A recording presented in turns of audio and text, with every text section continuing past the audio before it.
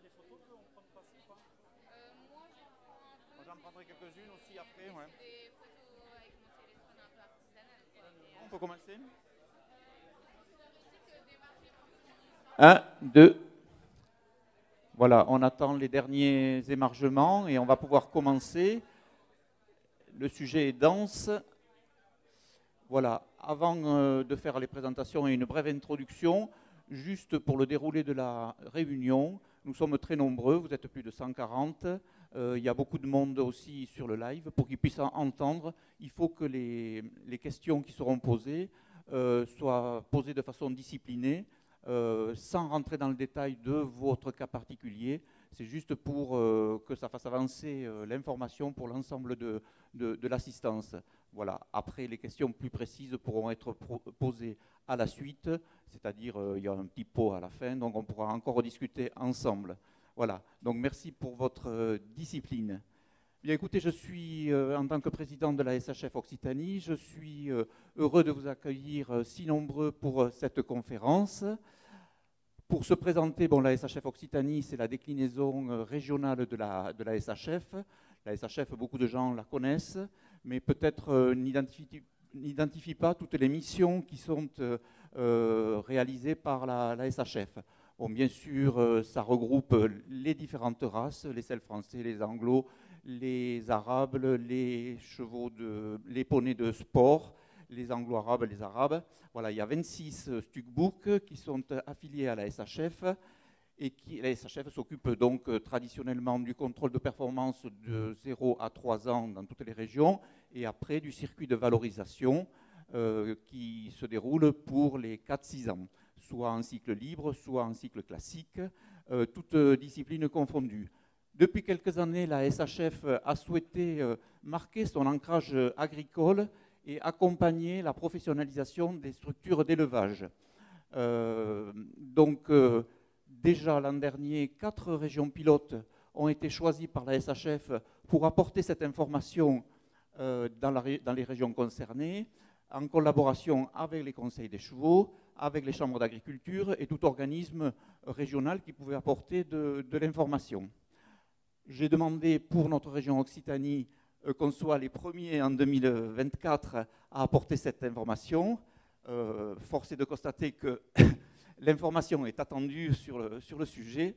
Donc, nous réalisons cette opération en collaboration avec Mathieu Albert, président du Conseil des équidés, avec la Chambre d'agriculture, avec le GIE Équin et bien sûr avec la SHF, représentée ici par sa chargée de mission en charge des régions, quoi. Voilà, je ne vais pas être plus long que ça. Je vous souhaite une bonne conférence. Je passe juste le micro à Mathieu pour vous présenter un petit peu et vous accueillir également.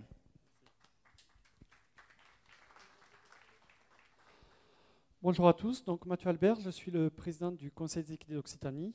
Je suis ravi de vous voir aussi nombreux et je remercie la SHF de ce partenariat pour pouvoir présenter les aides. C'est un sujet essentiel pour tous les professionnels, donc on en est bien conscient au niveau du Conseil des équidés. Donc le Conseil des équidés, sa fonction, c'est vraiment de fédérer, de promouvoir la filière dans son ensemble au niveau régional. Donc quand je parle de filière, on a quand même une filière qui est très particulière, qui est composée de professionnels, d'associations, d'amateurs. Et on part des questions d'élevage avec le volet agricole. On passe par tout ce qui est sport avec le comité régional dont on a le président Claude Saramon qui fait partie aussi du bureau du Conseil des équidés. On passe aussi par tout ce qui est l'événementiel, la culture, les spectacles équestres, les professionnels. Donc vous voyez, la filière elle est quand même très large et très dense. Donc il nous appartient à nous, Conseil des équidés, de vous représenter au mieux et de faire en sorte de pouvoir faire avancer notre filière et de conforter cette professionnalisation, qui est vraiment le sujet d'aujourd'hui. Et pour finir, c'est vraiment le thème de la journée sur les aides, puisque tout à l'heure, on va travailler entre nous sur le plan cheval équin d'Occitanie. L'idée, c'est d'avoir vraiment un document d'ici la fin de l'année qui permette de référencer les aides techniques et financières qu'on peut avoir quand on est une association, un professionnel dans le milieu équestre. Donc ça, c'est un travail qu'on a commencé l'année dernière, qu'on compte poursuivre et aboutir l'année prochaine avec une grosse partie cette année. Et je tiens à profiter de l'occasion pour remercier M. Cardon-Dubois qui est au fond de la salle, qui représente le conseil régional, donc la région Occitanie, qui est à nos côtés et on est sûr qu'on va arriver à faire de bonnes choses là-dessus. Je vous invite à poser des questions. Vous avez des techniciens de pointe qui sont là, entre les chambres d'agriculture, le JIE, le CRE, et, le Conseil des équidés et la SHF. Donc c'est bien de pouvoir jouer et de fédérer ensemble. C'est essentiel et c'est la philosophie qui anime le Conseil des équidés en Occitanie. Merci à tous.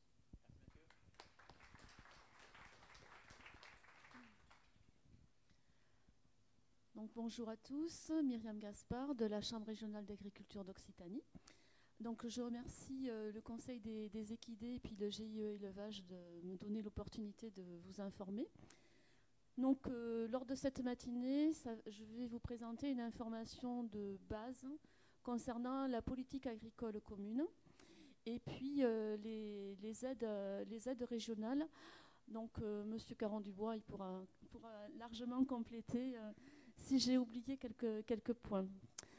Donc au niveau de la PAC, je vais vous présenter ça en plusieurs parties, donc en se concentrant un peu sur les nouveautés. Un premier point qui est quand même le point le plus important, c'est qui est bénéficiaire quand on parle de PAC. Le deuxième point, c'est quels sont... bon, on est bénéficiaire, mais on ne sait pas parce qu'on est bénéficiaire qu'on va rentrer directement. Il y a quand même des conditions d'entrée, donc c'est ce qu'on appelle la conditionnalité. Donc on va regarder ça en premier. Et ensuite, on va regarder un peu quelles sont les aides. On parle d'aides directes et puis d'aides liées au développement rural. Donc ça va être par plusieurs parties. Je remercie aussi mes collègues de la Chambre régionale Pays de Loire. Je me suis pas mal inspirée de leur présentation qui a eu lieu l'an dernier pour être le plus homogène possible aussi entre régions. Donc au niveau des bénéficiaires, d'abord la PAC, un peu se raconter un peu ce que c'est. Donc la PAC, elle a été créée en 1962 et il faut vraiment avoir en tête qu'un de ses premiers objectifs, c'était que le revenu des agriculteurs atteigne le revenu médian des autres secteurs. Force est de constater que, à l'heure actuelle, y compris en France, on n'a toujours pas atteint cet objectif-là. En France, on est en médiane, c'est toujours des grandes masses qui montrent une certaine hétérogénéité, mais on est toujours à 80% en France. Et le deuxième objectif, c'était d'amener au niveau du consommateur à des prix très abordables donc, les produits agricoles. Donc ça, cet objectif-là, au moins, a été atteint en termes de production. Et puis, un des autres points, c'était aussi d'avoir une dynamique au niveau de ce secteur. Quand on parle de PAC, vous allez entendre souvent parler de premier pilier, deuxième pilier. Le premier pilier, c'est tout ce qu'on appelle les aides directes, et c'est des fonds qui sont cofinancés Europe et nationales. Le deuxième pilier, ce sont des aides indirectes, donc on sera toujours sur du volontaire quand on parle d'aide indirecte. Et ça sera financé en majeure partie par le Conseil régional.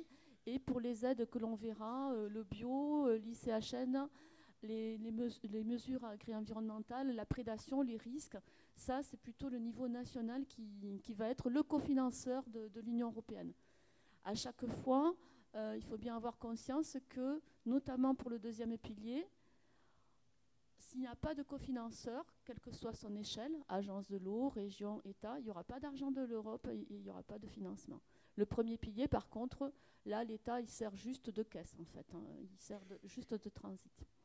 Donc, quels sont les acteurs? Donc, un des acteurs importants, c'est l'ASP, donc l'agence de paiement. Donc, eux sont en charge de faire le contrôle et de payer le premier et le deuxième pilier. Il y a aussi un autre acteur qui sont les DTT, les directions départementales des territoires et de la mer pour les territoires littoraux d'Occitanie. Donc, eux sont en charge de la mise en œuvre de la PAC et ils instruisent les dossiers. Donc la PAC, là on est à J-1 quasiment, puisque ça va être lancé, la campagne est lancée dans la semaine prochaine à partir du 2. et jusqu'au 15 mai, donc, qui est la date butoir de dépôt des demandes de PAC.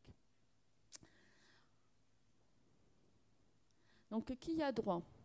Donc, pour être éligible, déjà, il faut être cotisant à TEXA. Donc, en fait, ce sont les cotisations MSA, hein, des chargés d'exploitation. Après, dans cette nouvelle PAC, les personnes qui ont plus de 67 ans, donc c'est l'âge légal de la retraite, peuvent toujours avoir accès aux aides PAC si et seulement si elles ne demandent pas la retraite. Et quelle que soit la retraite, même si on est pharmacien, si on a la retraite de pharmacien, on n'a pas droit à la PAC. Hein. Donc c'est quelle que soit la retraite que l'on a. Si on touche sa retraite, on n'a pas accès à la PAC. Si on ne touche pas sa retraite, on peut toujours demander la PAC. Et puis le deuxième point, on a pas mal de sociétés, hein, des SAS, des SARL, etc. Donc là, dans ces sociétés, il faudra qu'il y ait au moins un des membres de cette société qui est agriculteur actif. Après, il y a plein de cas particuliers, donc on ne va pas les traiter, hein, ce n'est pas l'objet. Deuxième point d'entrée, donc ça y est, je suis cotisant à TEXA. Qu'est-ce que je dois faire pour toucher mes aides directes? Je dois respecter la conditionnalité. Cette conditionnalité, en fait, la PAC, on lui met plein d'enjeux. Il y a plein d'enjeux, c'est l'alimentation, c'est l'environnement, c'est le climat, etc. Donc la conditionnalité, son objectif, c'est qu'il y ait un minimum par rapport à tous ces enjeux. Et derrière chaque enjeu, il y a des points de la conditionnalité qui ont été mis en place. Donc le premier enjeu, c'est le changement climatique. Donc derrière ça, il y a ce qu'on appelle les bonnes conditions agronomiques et environnementales, les BCAE. Donc ça, c'est l'acronyme barbare. Retenez pas. Le premier point, c'est que là, par rapport au changement climatique, on va regarder qu'il y a un maintien des prairies permanentes. Puisque les prairies permanentes, on sait que c'est quand même du stockage de carbone. Donc, c'est hyper important de maintenir ce stockage de carbone. Donc, on va demander un maintien des prairies permanentes. Le deuxième point, ça c'est en discussion, donc ça y est toujours, mais il va y avoir des évolutions d'ici 2025. C'est la protection des zones humides. On verra ce qui se passe. La négociation, ça va se faire à partir de ce deuxième trimestre, un peu, et surtout deuxième semestre 2024, pour voir comment la France le met en œuvre. La ligne est ouverte et après on verra comment ça se met en œuvre. Le troisième point, c'est l'interdiction du brûlage des chaumes. Bon, mais ça, c'est évident. Hein, les chaumes, c'est quand même du carbone. Donc, si on le brûle, on brûle du carbone. Donc, on va le garder. Ensuite, par rapport à l'enjeu eau, là, on va se retrouver, par exemple, lorsqu'on est en zone vulnérable, à respecter tout ce qui est en lien avec les directives zones vulnérables et toutes les règles des zones vulnérables. On va se retrouver à respecter aussi une directive par rapport aux phosphates, pour éviter que les phosphates arrivent rapidement vers l'eau. Et le troisième point, c'est ce qu'on appelle les bandes tampons. Donc, c'est avoir des bandes enherbées le long des cours d'eau pour éviter d'avoir des arrivées massives à la fois de limon, de phyto et d'azote dans l'eau et donc maintenir la qualité de l'eau. Troisième enjeu, c'est le sol. Donc là, ça va être la gestion du sol. Donc c'est des choses basiques hein, et qui semblent vraiment de bon sens, mais c'est éviter de travailler sur des sols enneigés, engorgés d'eau. Aussi par rapport à la pente, lorsqu'on a des pentes importantes, travailler en travers de la pente pour éviter l'érosion, enfin vraiment du bon sens. Et le troisième point, c'est la rotation des cultures. Donc là, pour le moment, ça s'appelle toujours rotation. Sachez que pour 2025, il y aura certainement des évolutions qui vont changer. Mais c'est toujours la rotation. Donc rotation, c'est j'ai une année du blé, l'année d'après je vais mettre du tournesol, l'année d'après je vais remettre de l'orge, etc. C'est ça la rotation. C'est sur la parcelle qu'on regarde la rotation. Après, donc ça, c'est la sécurité des denrées alimentaires. C'est tout ce qui est à la législation alimentaire par rapport aux œufs, par rapport à tout ce qui est la traçabilité des aliments. Les hormones, évidemment, on sait très bien que les hormones sont interdites, mais c'est toute cette réglementation qui est là. Ensuite, donc, les 3 derniers enjeux, il y a un enjeu par rapport à biodiversité et paysage. Donc là, c'est le respect de tout ce qui est en lien avec les zones Natura 2000 par rapport à la conservation des habitats, des oiseaux, et de la faune et de la flore. Et pas de labour des prairies sensibles. Donc ça, les prairies sensibles, on les a surtout présentes dans les zones Natura 2000. Donc là, c'est évidemment maintenir ces prairies-là. L'utilisation des produits phyto, donc ça c'est la directive phytosanitaire. Hein. Donc derrière, qu'est-ce qu'il y a? Il y a le contrôle des pulvées, il y a le certifito, il y a aussi tout ce qui est utilisé des produits qui sont avec une bonne autorisation sur le marché et que l'étiquette elle soit écrite en français et pas en espagnol, là, par exemple. Donc ça fait partie de la PAC. Hein. Voilà. Et protection des animaux d'élevage, hein, ben, c'est tout ce qui est en lien avec le fait qu'au niveau de l'abreuvement, de l'aération des bâtiments, de la ventilation, par rapport aux antibiotiques, au fait qu'ils ne soient pas trop des densités d'élevage.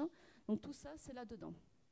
Donc une fois qu'on respecte tout ça, quelque part, c'est respecter la réglementation, voire un peu plus pour certaines actions. Donc une fois qu'on est sûr que tout ça est bon, on peut passer aux aides du premier pilier. Et dernier point, alors vous êtes pour un certain nombre d'entre vous, et ça c'est nouveau, concernés, c'est la conditionnalité sociale. Donc ça, en fait, il n'y aura rien de plus au niveau français que les contrôles que font les inspecteurs du travail. Il n'y a rien prévu de plus. Et c'est le respect de la législation par rapport aux salariés. Rien de plus non plus. Mais c'est nouveau. Donc le premier pilier. Je vais vous présenter qu'est-ce qu'il y a là-dedans. Donc il va y avoir le droit à paiement de base. Donc c'est les DPB. C'est vraiment la première étape et c'est le socle. Il va y avoir ce que l'on appelle les paiements redistributifs. Je vous expliquerai ce que c'est. L'aide complémentaire pour les JA et les aides couplées. Donc, chaque étape. On va passer sur le socle, questions-réponses, et après, je vous présenterai les restes, il y aura questions-réponses. Le droit à paiement de base. Donc, globalement, sauf pour les surfaces pastorales, 1 hectare, c'est 1 DPB.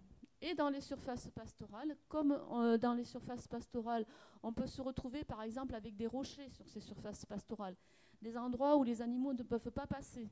Donc ça, en fait, 1 hectare ne sera pas utilisé en totalité par les animaux. Donc là, 1 hectare ne vaudra pas 1 hectare. Et c'est ce qu'on appelle le prorata. 1 hectare en fonction du nombre de rochers, de zones dans lesquelles les animaux ne pourront pas passer. Eh bien, il pourra valoir 30 arts, 50 arts, ou 75 ou 80 arts. La valeur moyenne 2023, c'était 128 €. Et une fois qu'on aura ce droit à paiement de base, en fait, lui, il va nous permettre d'activer tout ce que l'on va avoir. Donc, ce que je vous ai parlé. Donc, l'aide au JA, le paiement redistributif, l'éco-régime et puis les aides couplées. Vraiment, le socle, c'est le droit à paiement de base. Donc, comment il se fait? Globalement, si on n'en a pas, si on démarre de zéro, on peut récupérer via un transfert, c'est-à-dire quand on récupère vous reprenez des hectares à un agriculteur qui a déjà des droits à paiement, donc vous pouvez le récupérer par ce biais-là. Donc, lors d'une reprise de terre, et puis après, sans lien avec une reprise de terre, donc là, c'est quand même des cas un peu plus particuliers. Donc là-dessus, on va faire, c'est ce qu'on appelle du transfert. C'est des trucs barbares, mais si vous êtes dans ces cas-là, vous irez voir votre conseiller de chambre, il vous expliquera. Et ensuite, via la réserve, alors via la réserve, c'est uniquement lorsqu'on est jeune agriculteur ou nouvel agriculteur. Et après, je vous expliquerai ce qu'est un nouvel agriculteur et un JA. Et là, à ce moment-là, on va demander l'attribution. Et il n'y aura que les JA et les nouveaux agriculteurs qui ont accès à la réserve. Qu'est-ce qu'être un jeune agriculteur? Donc, c'est avoir, donc niveau 4, c'est bac. Ensuite, niveau 3, c'est plutôt BEP, CAP. Et là, à ce moment-là, si on a un niveau 3, il nous faudra une attestation de fin d'études et une activité professionnelle de plus de 24 mois sur 3 ans, ou une activité professionnelle dans le secteur agricole de plus de 40 mois sur 5 ans. Ah, non, attends. Quand on est JA, on a moins de 40 ans, systématiquement. Le nouvel agriculteur, lui, c'est la catégorie au-dessus. C'est quand on aura plus de 50 ans et de 40 ans. Et de 40 à 52 ans, on pourra être dans la catégorie nouvel agriculteur. Et on aura besoin, lorsqu'on est nouvel agriculteur, un peu moins on aura en termes de qualité. Je vais continuer comme ça. Ouais.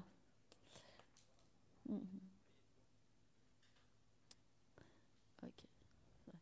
Donc voilà, le nouvel agriculteur, lui, ça sera des diplômes niveau 3. Donc alors là, du coup, on ne demande plus spécialement un diplôme agricole, mais on demande juste une formation de base. Par contre, on demandera aussi d'avoir au moins 2 ans au cours des 3 dernières années. Ça, c'est des définitions qui sont des définitions nationales. Hein.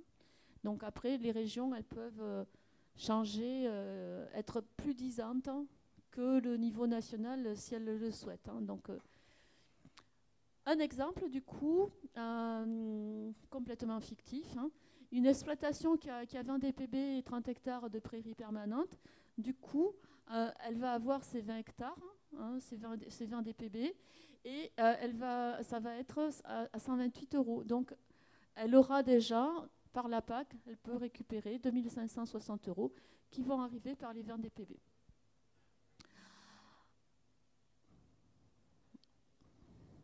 Voilà. Sur ça, comme c'est la base peut-être, est-ce que déjà, il y a juste quelques questions peut-être, parce que c'est bon.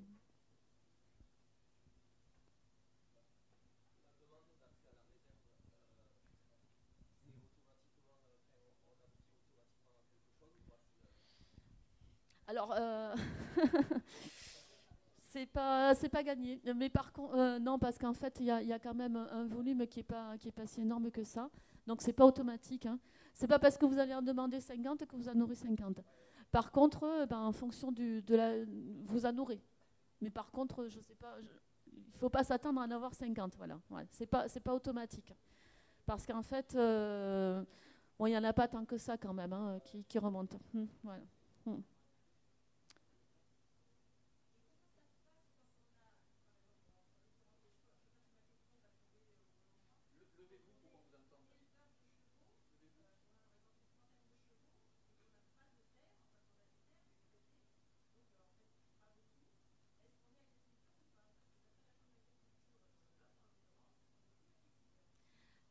En fait, déjà, pour avoir l'aide, vous avez vu, il faut avoir accès. Pour être agriculteur, il faut que vous cotisiez à la Texa. Donc, si vous êtes cotisant MSA et que vous êtes reconnu comme chef d'exploitation à titre principal, ça fait partie au niveau national. Hein. Au niveau national, vous êtes considéré comme agriculteur. Juste une précision sur les affiliations, dont Nathalie Baïs, du GIE Élevage Occitanie. Il y a 2 cas pour être affilié à la mutualité sociale agricole. Si vous êtes éleveur, c'est la surface minimale d'affiliation de votre département. Donc, par exemple, pour moi, les Pyrénées-Orientales, c'est 18 hectares. À ce moment-là, il faut les hectares. Okay, donc ça, vous allez dans votre chambre ou dans votre MSA, ils vous diront la SMA. Vous l'avez, vous ne l'avez pas. Voilà. Et la deuxième possibilité, c'est vous avez des activités équestres, c'est-à-dire je suis éleveur, mais je fais aussi de l'activité de pension, de l'activité de tourisme, de l'activité d'enseignement, auquel cas, c'est 5 équidés de plus de 6 mois. Et quand on a les deux, on fait des proratas. Mais pour la PAC, il faut regarder votre relevé de cotisation MSA. Si vous avez la petite ligne ATEXA, vous êtes bon pour la PAC. C'est indépendant de la PAC. Et après, au niveau de la MSA, l'affiliation, si vous êtes que éleveur, on va vous demander la SMA. la MSA vous affiliera pas. Il faut avoir des activités équestres ou renégocier avec eux sur des activités équestres de pension. Mais là, on sort du sujet de la PAC. Mais je pourrais répondre à vos questions tout à l'heure au hall du Creux ou du Conseil des chevaux. On pourra en rediscuter. Et j'avais une autre petite précision sur la conditionnalité. Dont Myriam a dit c'est comme avant. Moi, je vous conseille de vous mettre bien au point sur les documents uniques de prévention des risques, parce que souvent, dans les fermes, vous avez des salariés, des apprentis, etc. Il vous faut un document unique de prévention des risques, et souvent, vous ne l'avez pas, hein, mais il ne faut pas faire de complexe d'infériorité. Dans les autres filières, ils n'ont pas plus. Donc, vous avez des formations dans les chambres ou dans vos FDSEA ou confédérations paysannes, etc. Donc, moi, je vous conseille de suivre une formation et d'avoir un document unique de prévention des risques à disposition du contrôleur. Oui, évidemment. Je ne voulais pas trop insister, mais oui, c'est important parce que ça, rassurez-vous, tout le monde est dans le même panier par rapport à ça. Voilà.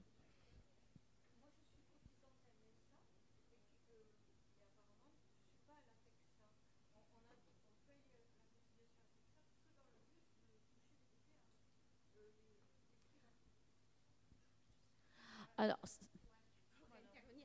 je pense qu'on pourra faire une conférence sur l'affiliation un jour, mais il y a plusieurs seuils dans l'affiliation. Il y a le rez-de-chaussée, il y a le niveau 1 où on est à l'ATEXA, il y a le niveau 2 où on est à l'ATEXA et à l'AMEXA. L'ATEXA, c'est l'accident du travail, l'AMEXA, c'est l'assurance maladie des exploitants agricoles. Donc si vous êtes, et chaque fois il y a des seuils, ou un nombre d'hectares ou un nombre de bêtes, et si vous êtes du coup avec une activité très minimale, vous n'êtes même pas au seuil de l'ATEXA. C'est-à-dire que vous payez une cotisation de solidarité forfaitaire.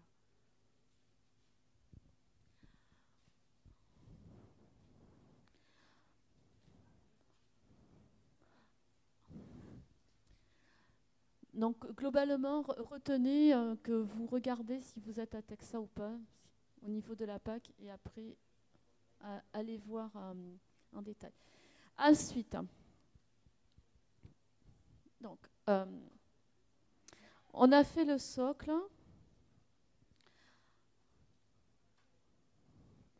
On va aller à la deuxième partie.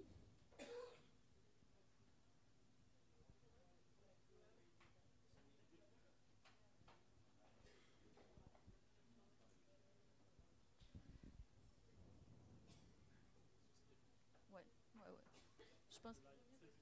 Oui, mais c'est ça.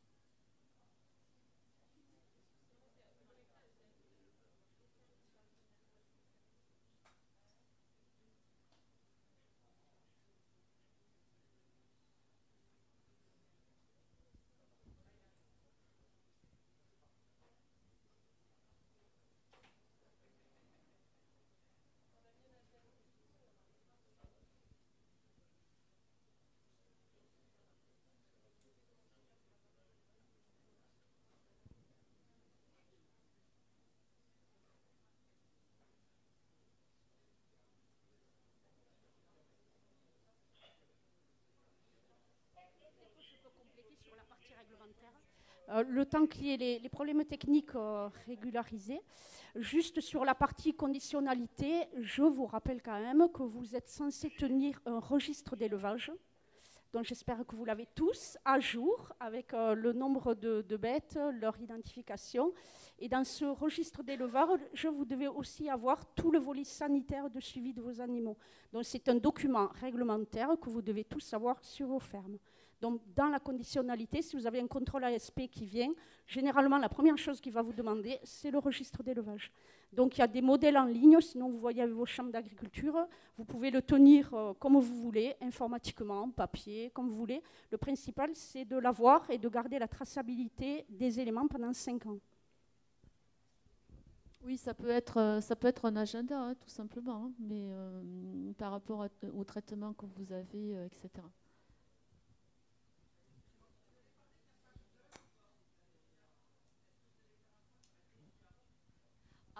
Après, oui, je vais en parler un peu plus tard. Oui.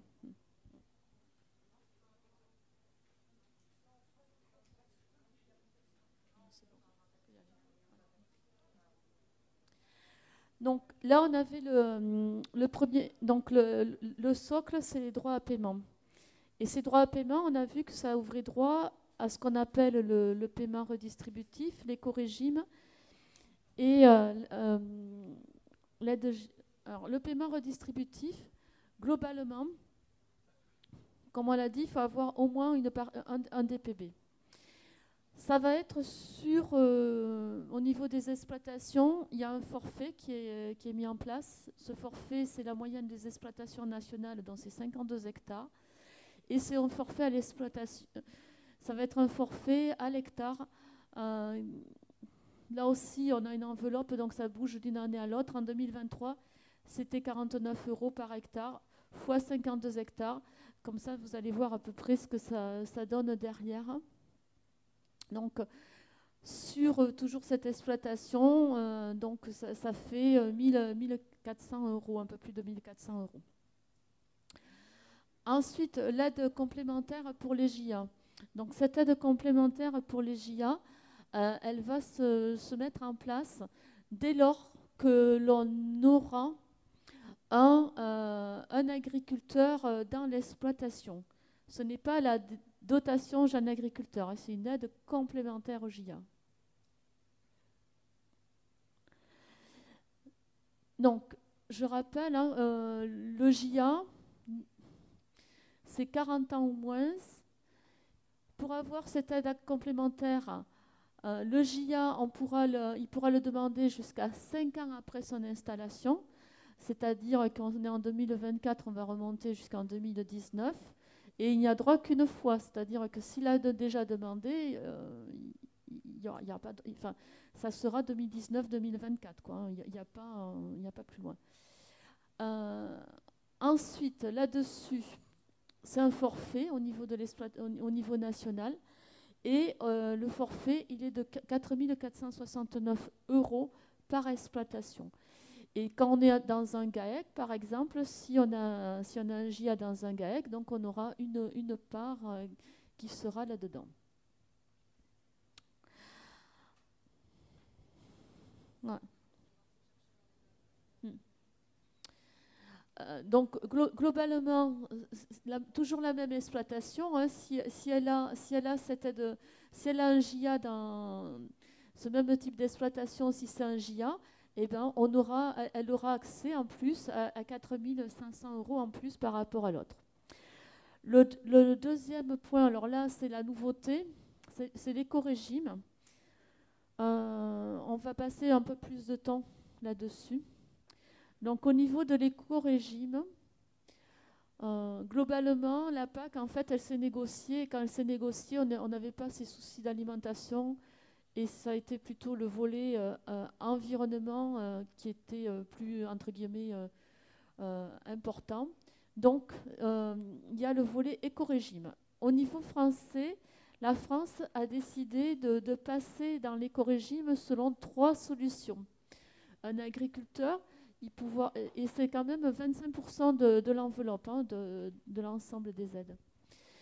Donc, il pourra y accéder par le biais des pratiques agricoles. Donc, on verra ce qu'on entend par pratique agricole. Ensuite, il pourra y accéder par le biais de la certification. Donc, on verra un peu plus ce qu'il y a dans le dossier de certification. Et puis, par le volet infrastructure agroécologique, donc les IAE.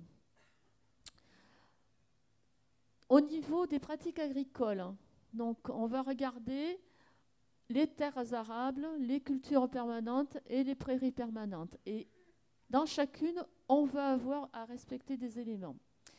Sur les terres arables, on va regarder donc tout ce qui est les types de cultures que l'on va avoir. En prairie, c'est vraiment d'être sûr qu'on a un bloc prairie important. Et dans les cultures permanentes, donc on a les vignes, les vergers, les pépinières, les lavandes par exemple, enfin tout ce qui est pluriannuel.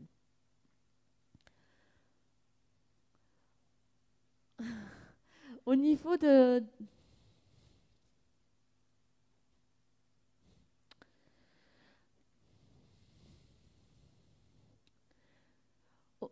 des terres arables, donc on va regarder votre assolement, On va regarder si vous avez du colza, des tournesols, du soja, des légumes secs, etc. En fonction des prairies permanentes, des prairies temporaires. Donc on va regarder vos différents types de cultures. En fonction du pourcentage de ces cultures dans votre exploitation, on va vous attribuer un certain nombre de points. Et pour avoir accès... Oula, on est complètement à la fin déjà.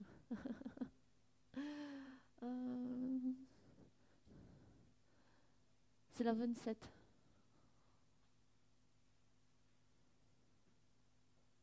Non, juste après 28, du coup. Hop. Donc, on va vous regarder. Donc là, vous aurez des points qui seront attribués. Et vous aurez accès dès que vous aurez activé 4 points. Au niveau des surfaces en prairie permanente, on va regarder le fait que vous ne les labourez pas. On a déjà vu que pour entrer, il fallait maintenir les prairies permanentes. Hein. Donc là, on a remis une couche en disant qu'il ne faut pas les labourer. Et donc si on en a labouré moins de 10%, à ce moment-là, on aura le quota maximum. Et au niveau des cultures permanentes, l'idée, c'est toujours par rapport au carbone. Donc, par rapport au carbone, on sait que si on a des couverts, on va favoriser le maintien du stockage de carbone au niveau des sols.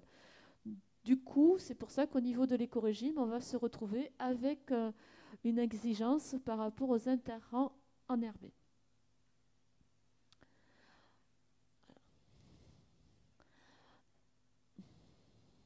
Hop, voilà. Ouais, bah écoute, on va y aller comme ça. Peut-être, oui, ce sera peut-être plus. Tu peux peut-être remonter au-dessus quand même pour montrer juste un exemple. Voilà. Donc, globalement, comment ça va se faire? C'est qu'on va regarder vos hectares de prairies permanentes et on va regarder si vous en avez labouré ou pas. Par exemple, toujours dans mon exemple des 30 hectares de prairies permanentes, j'en ai labouré 4 hectares, mais j'ai refait des prairies, pour refaire une prairie temporaire. Sauf que comme ça a été labouré, à un moment donné, on voit le sol nu et donc du coup, ça fait comme si j'avais de la prairie qui avait disparu. Ce qui fait que au niveau de ma déclaration, je vais me retrouver avec 26 hectares de prairies qui n'ont pas été labourées. J'en ai déclaré 30. Je suis à 86%. Donc, je vais me retrouver à être entre 80 et 90% au niveau de l'écorégime. Et je vais toucher, donc en 2023, c'était 45 € par hectare. Voilà. Sur la certification environnementale. Donc là, on part de tout ce qui est la haute valeur environnementale, la HVE. Et on va avoir une certification environnementale que l'on appelle 2+. C'est quoi? On va regarder différents points. Il y a le volet phyto, le volet fertilisation, le volet biodiversité. Là, par rapport à ces 4 points, par rapport à ces 4 points, on va vérifier déjà que vous y êtes. Et puis, il faudra qu'il y en ait un dans lequel vous respectiez vraiment les règles. Ensuite, ça c'est le premier niveau pour avoir les 45 €. Le deuxième niveau, ça sera le label certification environnementale. Et le troisième niveau, ça sera si vous êtes en bio. Donc, dans tous les cas, dans tous ces niveaux, il faudra faire appel à un organisme certificateur qui viendra contrôler que vous respectez les règles, qui mettra le tampon et ça vous permettra d'avoir accès à cette information. Le dernier point, c'est ce que vous voyez apparaître ici, c'est les voies infrastructures agroécologiques. Donc, dans les infrastructures agroécologiques, qu'est-ce qu'on y met? On y met les haies, on y met les jachères, on y met donc les bandes tampons, c'est les bandes le long des cours d'eau, hein, les bordures de champs. On y met les mares et les fossés, on y met les alignements d'arbres, les bosquets ou les arbres isolés. Et ensuite, les murs en pierre sèche traditionnels que l'on a un peu partout en région. Et là, on va regarder, une fois qu'on a tout ça, on regarde ce que cela va représenter au niveau de l'exploitation. Et si c'est entre 7 et 10%, on va être au niveau aux 45 euros. Et puis, si on a plus de 10%, on va se retrouver avec donc plus de 65 euros par hectare. Voilà. Ce qu'il faut que vous reteniez, c'est que vous pouvez y entrer par plusieurs volets, par le volet pratique, par le volet certification et par le volet infrastructure agroécologique. Globalement, dès lors qu'on est dans des zones un peu extensives, l'outil infrastructure agroécologique est quand même assez aisément accessible. Donc, toujours pareil, sur cette exploitation, on va regarder un peu le nombre d'hectares. On considère qu'elle y accède au maximum, parce qu'elle n'a pas labouré quasiment pas du tout. Donc, on va se retrouver avec encore un peu plus de 1800 euros. Ce qui fait que sur cette exploitation, on va atteindre à peu près 5900 euros. Donc, on a bien retenu que déjà, il nous faut les DPB et après, on cumule les uns derrière les autres. Mais si on n'a pas les DPB, on ne peut rien cumuler, on n'a pas de socle. Le dernier point, ce sont les aides couplées animales et végétales. Donc, globalement, au niveau des aides couplées, on va avoir donc, les légumineuses fourragères. Donc, par exemple, c'est luzerne, sainfoin, trèfle, tout ce que vous voulez, mélilot, lotier, tout ça, c'est les légumineuses fourragères. Donc, globalement, ça, c'est des sommes qui bougent tous les ans, puisque en fait, on a une enveloppe et en fonction du nombre d'hectares, ça va bouger, quoi, qui va y avoir au niveau national.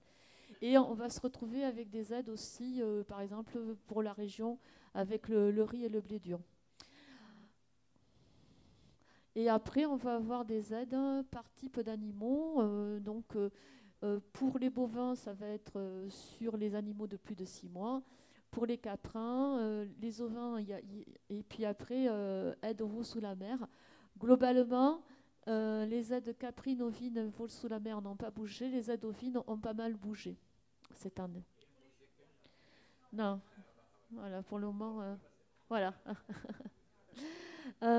Donc, est-ce que par rapport à cet étagement d'aide redistributive, d'aide complémentaire JA,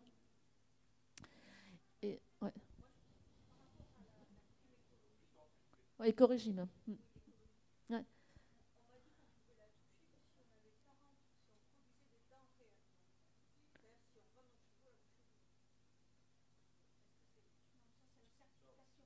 C'est pas ça. Non, moi je fais pas ça. Non.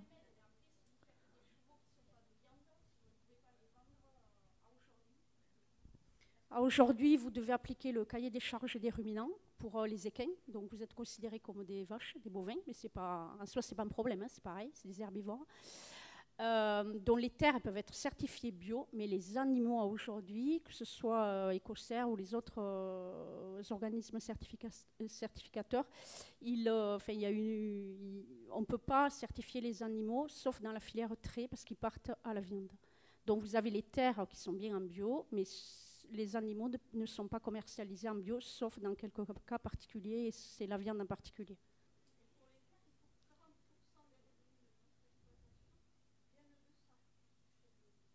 Non, une conversion, c'est une conversion. Il n'y a pas de question de revenus.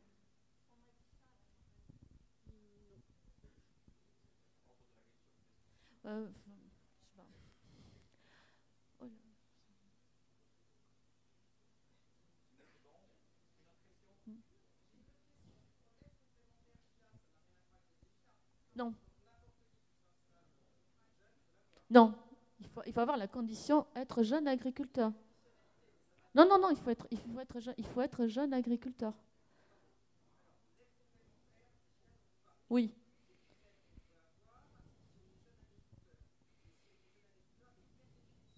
Avec la défi...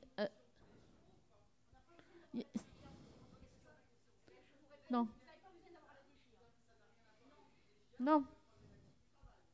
Non. Non, non.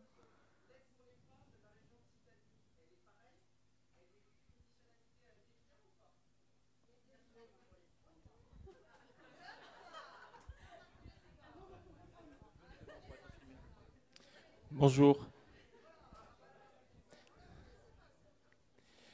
C'était effectivement pas le sujet du premier pilier, mais effectivement, c'est sur la partie du deuxième pilier, ça viendra après, on pourra y revenir, mais effectivement, dans le cadre de la dotation jeunes agriculteurs, jeunes agricultrices, donc pour les moins de 40 ans, et la dotation nouvel agriculteur pour les plus de 40 ans, effectivement, la région Occitanie a instauré une modulation pour les femmes chefs d'exploitation.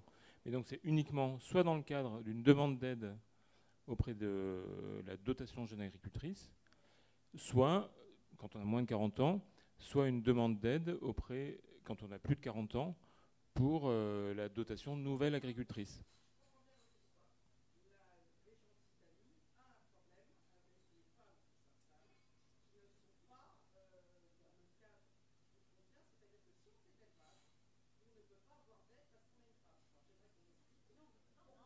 Alors, excusez-moi, je me suis peut-être mal exprimé. En fait, donc je vais repréciser.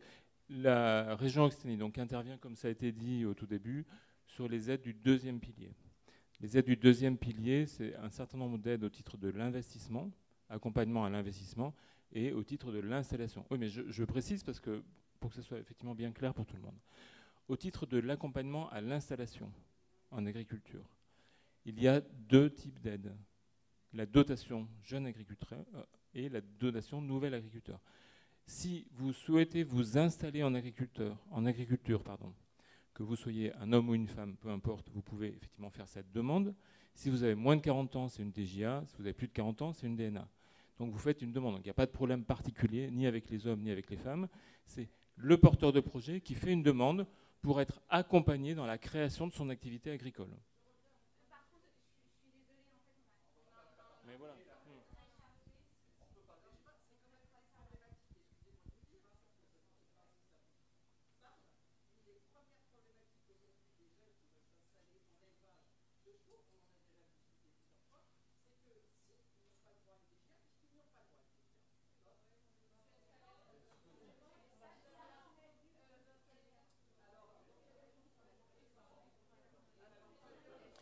Peut-être que si vous voulez, on peut peut-être garder votre question, laisser dérouler sur la partie premier pilier. Et à la fin, effectivement, je crois qu'il est prévu les aides à l'investissement. Et donc, ça pourrait être l'occasion d'en reparler et on reprécisera ce volet d'accompagnement de la région Occitanie.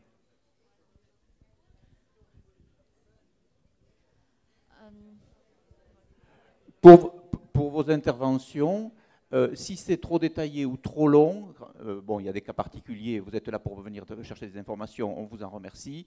On a un temps de parole après, personnalisé, si vous voulez, au moment de l'apéritif, pour essayer de s'expliquer sur des cas particuliers. Voilà, on doit tenir un timing, on va essayer de donner quand même un maximum d'informations générales et relativement détaillées à l'ensemble de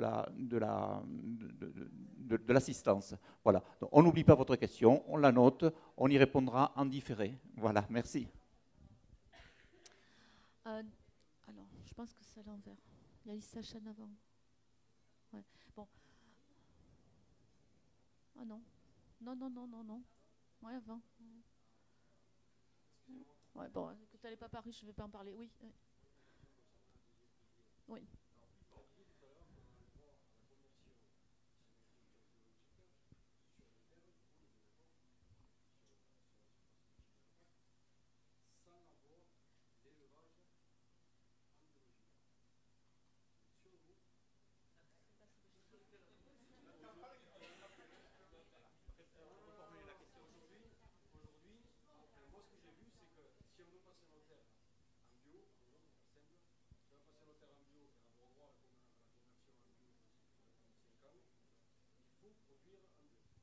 Oui. On ne peut pas avoir une production inconventionnelle et des terres en bio. Oui. Oui, alors pour reformuler, on ne peut pas avoir une production inconventionnelle et des terres. Ah, ouais.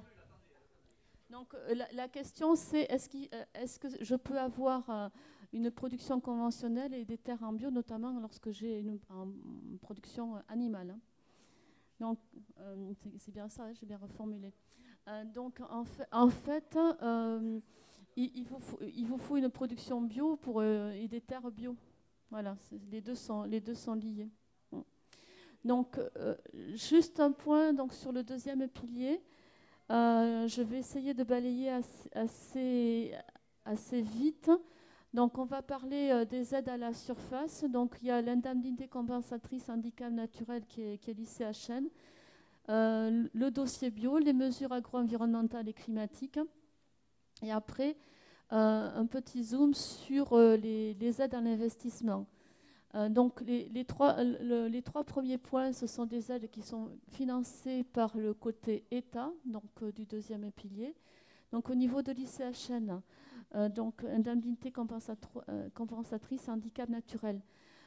Dans chaque département, il y a une carte ICHN dans laquelle il va y avoir des zonages qui vont s'appeler montagne, haute montagne, piémont et puis zone défavorisée simple.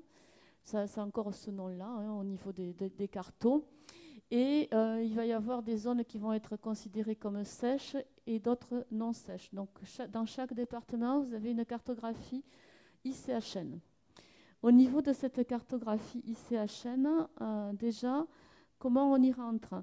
Donc on y rentre du moment que l'on aura plus de 3 hectares de surface fourragère éligible et que l'on aura plus de 5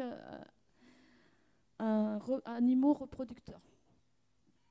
Donc, non, laisse parce qu'il va falloir que je déroule. Donc là-dessus, au niveau de cette indemnité compensatrice, au niveau d'une exploitation, on pourra la toucher au maximum sur 75 hectares. Et ça sera par tranche de 25 hectares. Donc à chaque fois, on va regarder votre zonage.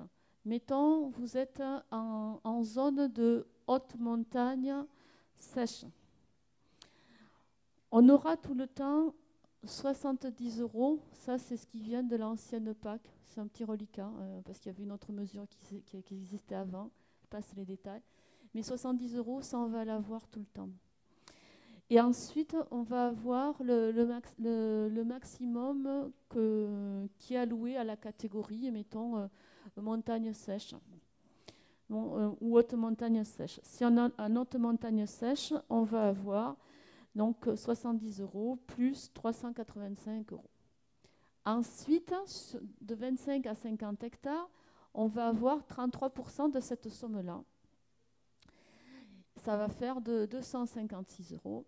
Et ensuite, sur les 50 à 75 hectares, on aura toujours 70 €. Les 50 à 75 hectares, ces 70 €, ça sera vrai partout, tout le monde aura ça. Par contre, à chaque fois, sur les 50 premiers hectares, ça va dépendre vraiment du zonage dans lequel vous êtes. Ces sommes, elles sont aussi départementales.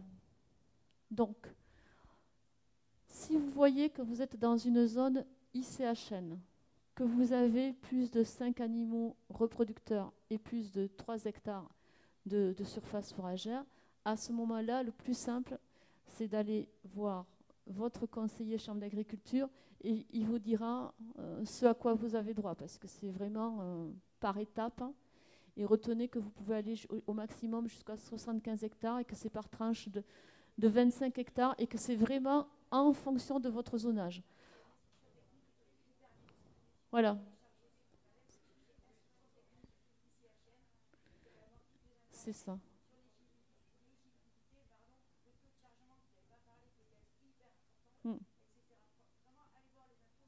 Ouais. Voilà.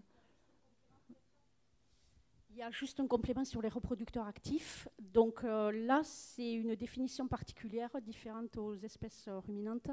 Donc les reproducteurs actifs, c'est les poulains de plus de 6 mois, les juments qui ont un poulain au cul, comme on dit, excusez-moi du terme, les juments qui ont une carte de saillie et les étalons qui ont une carte de saillie. Donc ce n'est pas forcément des poulinières. Quand on dit un reproducteur, la définition de l'ICHN, c'est celle-ci, avec les 3 catégories.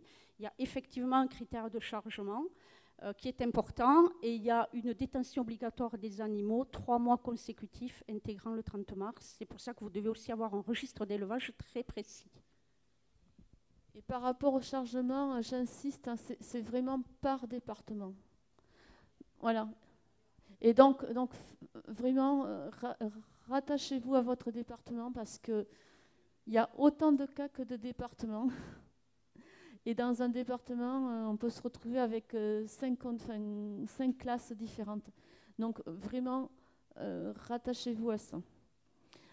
Je ne vais pas dans le détail parce qu'autrement c'est tellement complexe que je vais vous noyer. Ce que vous devez retenir, c'est que c'est sec, non sec. Vous regardez, vous tapez ICHN, vous tapez votre département, vous regardez si vous êtes dans le zonage et à ce moment-là, après, vous pouvez aller plus dans le détail. Sur le dossier bio, donc on l'a vu tout à l'heure. Voilà. Donc à chaque fois, on est sur, toujours pareil, on est sur des engagements de 5 ans. Ouais, oui. Donc voilà, on va aller un peu plus loin, on l'a traité après. Sur les mesures agri-environnementales et climatiques. Donc là-dessus, c'est toujours pareil, c'est un engagement de 5 ans et c'est par rapport à la biodiversité et à la qualité de l'eau. Il y en a une qui concernait l'élevage qui, au niveau de la région Occitanie, est complètement consommée. On va le voir juste après. Ça s'appelle climat bien-être animal. Bon, pour vous donner une idée, il y avait un zonage qui avait été établi au niveau régional. Et voilà il n'y a plus de budget, hein, comme vous le voyez. Les demandes, c'était 27 millions. Le budget, il était à 3,8 millions. Okay. On a eu 4 dossiers sur 10 qui ont été financés, encore pas à taux plein. Voilà. Les races menacées. Donc, les races menacées, pour le moment, au niveau de la région Occitanie, on a toujours, encore pour 2024, les anciennes régions, parce qu'on est toujours sur des reliquats d'enveloppe. Donc, l'aide, ça c'est une décision, c'est 200 € par hectare et par UGB, donc ça, par an et par UGB. Le siège, évidemment, c'est toujours PDR Languedoc-Roussillon sur l'ancienne région Languedoc-Roussillon, MP sur l'ancienne région Midi-Pyrénées. Les règles sont légèrement différentes, historiquement. On avait au niveau de Languedoc-Roussillon la priorisation par berceau de race et on avait une grille de sélection. Et au niveau de Midi-Pyrénées, on était sur plutôt des races à très petits effectifs ou petits effectifs. La durée, à chaque fois, c'est sur un an, donc 200 €. Et les démarches, elles se font par le biais de Télépac. On en est en 2023 à 161 dossiers, fait du hasard dans les deux régions, de 161 en LR et 161 en MP. En 2024, on garde les mêmes règles et à partir du deuxième trimestre 2024, on va engager les règles pour préparer 2025 avec la région. Voilà. Juste un exemple. Ça, c'est des choses qui peuvent encore se rallonger. Et globalement, quand on parle d'aide PAC, on a donc ce qui arrive de façon un peu plus systématique, qui est le premier pilier. Et après, le deuxième pilier, où là, ça dépend vraiment de votre zonage, etc. Donc, quand on va parler d'aide PAC, on va parler du premier et du deuxième pilier. Bon, titre d'illustration. Dernier point, peut-être, parce que je vois, on va passer à l'autre point, peut-être. Hein. Tu peux y aller. Et après, on prendra les questions, peut-être, à la fin. Donc là, juste sur le deuxième pilier, un rappel. Donc ça, c'est des mesures qui sont financées par le Conseil régional. Donc je vous laisserai compléter. Au niveau du Conseil régional... Ah d'accord. Bon, très bien. Ah parfait. Ouais, ça marche. Bon, mais ça sera Nathalie qui prendra la suite. Ok. Bon, voilà. Du coup, est-ce qu'il y a des questions sur la partie aide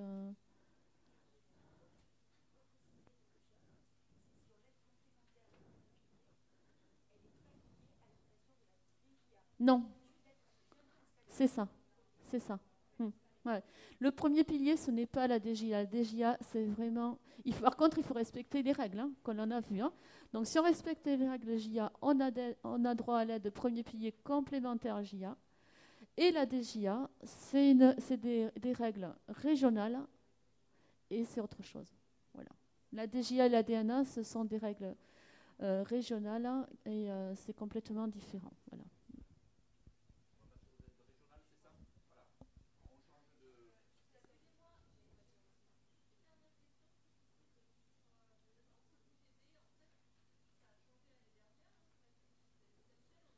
Oui, on était.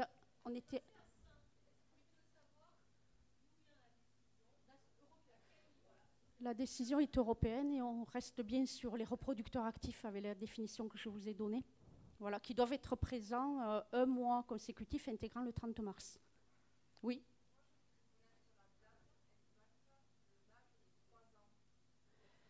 Oh, alors, je ne vais pas vous répondre là, mais j'ai fait une note. J'ai fait une note quand j'étais à la Chambre d'agriculture, on pourra vous la transmettre parce qu'on s'est arraché les cheveux avec la DDTM pour fixer ce qui était l'âge. Et je ne l'ai plus en tête parce que je ne fais plus la PAC depuis 2 ans, mais on pourra vous la retrouver puisqu'on l'avait fait avec la DDTM du 66. Voilà, donc on a une note précise. Alors moi, je vais vous... Donc, Baïs Nathalie, je travaille au GIE Élevage Occitanie, je suis l'animatrice de la section équine. Donc, on m'a demandé de présenter 2 dispositifs de la région, dont je parlerai sous couvert de Frédéric Ardon-Dubois, de la région. Dans les dispositifs, donc juste la diapo d'après, moi je vais vous parler que dispositif unique et PAS, c'est-à-dire les 2 dispositifs qui sont encadrés. Mais je vous rappelle qu'au niveau de la région, il y a un ensemble d'accompagnements qui peuvent accompagner l'installation, la transmission, l'accompagnement des jeunes avec un nouveau dispositif sur le revenu écologique jeune. Enfin, il y a tout un tas de dispositifs, mais moi je vais aborder, c'est la commande qu'on m'a passée, que DU et PAS. Après, si ça vous intéresse, j'ai prévu un PowerPoint sur un point qui est sensible, qui est technique, c'est celui de la construction en zone agricole, du règlement sanitaire départemental et de la gestion des fumiers. Donc ça, vous direz tout à l'heure si vous voulez qu'on en parle, mais là, je vais vous parler DU et PAS. Donc le premier dispositif, c'est le PAS Petits Investissements dans les exploitations agricoles. Donc c'est un dispositif qui est financé par la région. Dans les bénéficiaires, dont les exploitants agricoles individuels affiliés à la MSA en tant que chef d'exploitation, donc cotisant à la MEXA, pour faire le lien avec tout à l'heure, les jeunes qui sont, jeunes ou pas jeunes d'ailleurs, qui sont en parcours d'installation, soit ils sont cotisants solidaires ou personnes dans le parcours DGA ou DNA, les sociétés actives agricoles et les structures qui ont pour objet la mise en valeur d'une exploitation agricole. Les CUMA ne sont pas éligibles dans ce dispositif, de même que les collectivités territoriales, les propriétés bailleurs et les associations d'éleveurs, puisque tout à l'heure j'ai eu la question. Dans le cas particulier de la filière, ce dispositif est réservé aux exploitations qui répondent à une certaine définition qu'a fixée la région. Donc pour les personnes qui sont déjà en activité, avoir au moins 3 naissances, donc il faudra que vous fournissiez au moment de la demande 3 cartes des poulains nés en année N-1, c'est-à-dire l'année précédant votre demande. Et pour les exploitations qui mettent en place une activité d'élevage, évidemment, ils n'ont pas les poulains. À ce moment-là, on leur demandera, au paiement du solde, de justifier la présence de 5 reproducteurs actifs. Alors là, attention, la définition de reproducteur actif de la région n'est pas la même que celle de l'ICHN. Les poulains de 6 mois à 3 ans ne sont pas dans cette définition, mais ça pourrait être revu par la région pour la simplification dont tout le monde parle en agriculture. Et il faut que l'exploitation soit engagée dans une démarche de bien-être équin, donc soit la charte pour le bien-être équin, soit être labellisée dans Qualité Équidée, qui est développée par le Conseil des chevaux d'Occitanie. Voilà. Donc il y a 2 volets dans le PAS. Il y a le volet 1 qui concerne les dépenses éligibles dites hors agroéquipement et le volet 2 qui est sur des agroéquipements. Vous pouvez déposer un seul volet, pas les 2 en même temps.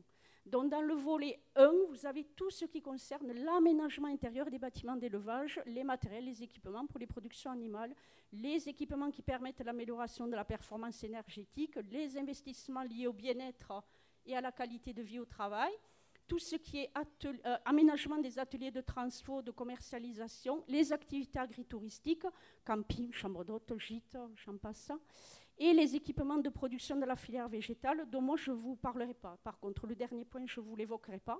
Et après, il y a un volet 2, dont les agroéquipements. Là-dedans, c'est tout un tas d'investissements qui permettent la protection de la ressource en eau et du sol.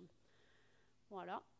Alors, dans le volet 1 des productions animales, on va un peu détailler, donc, et sont éligibles tous les équipements et matériaux pour aménager l'intérieur de vos bâtiments d'élevage. Donc, la condition, c'est ne pas déposer un permis de construire ou une déclaration préalable. C'est vraiment de l'aménagement intérieur. Ce n'est pas de la construction. On verra, les constructions, c'est plutôt dans le dispositif unique. Après, vous sont éligibles tous les investissements pour le stockage des aliments, vos silos, etc., etc., et les équipements pour la fabrication d'aliments à la ferme. On retrouve aussi les équipements en lien avec la gestion des effluents. Attention, ce n'est pas construire ma fumière, on en parlera tout à l'heure, c'est vraiment des équipements. Donc je vous ai mis des exemples, les racleurs, les robots nettoyeurs, les aspirateurs, les malaxeurs, etc. Ce n'est pas faire sa fumière qui est de l'ordre du réglementaire. Ensuite, il y a tout ce qui est équipement de séchage en grange, mais en filière équine, vous n'êtes pas trop là-dessus. On va passer à la diapo suivante. Ensuite, on retrouve tout ce qui est traitement et filtration des eaux de pluie en récupération des eaux de toiture.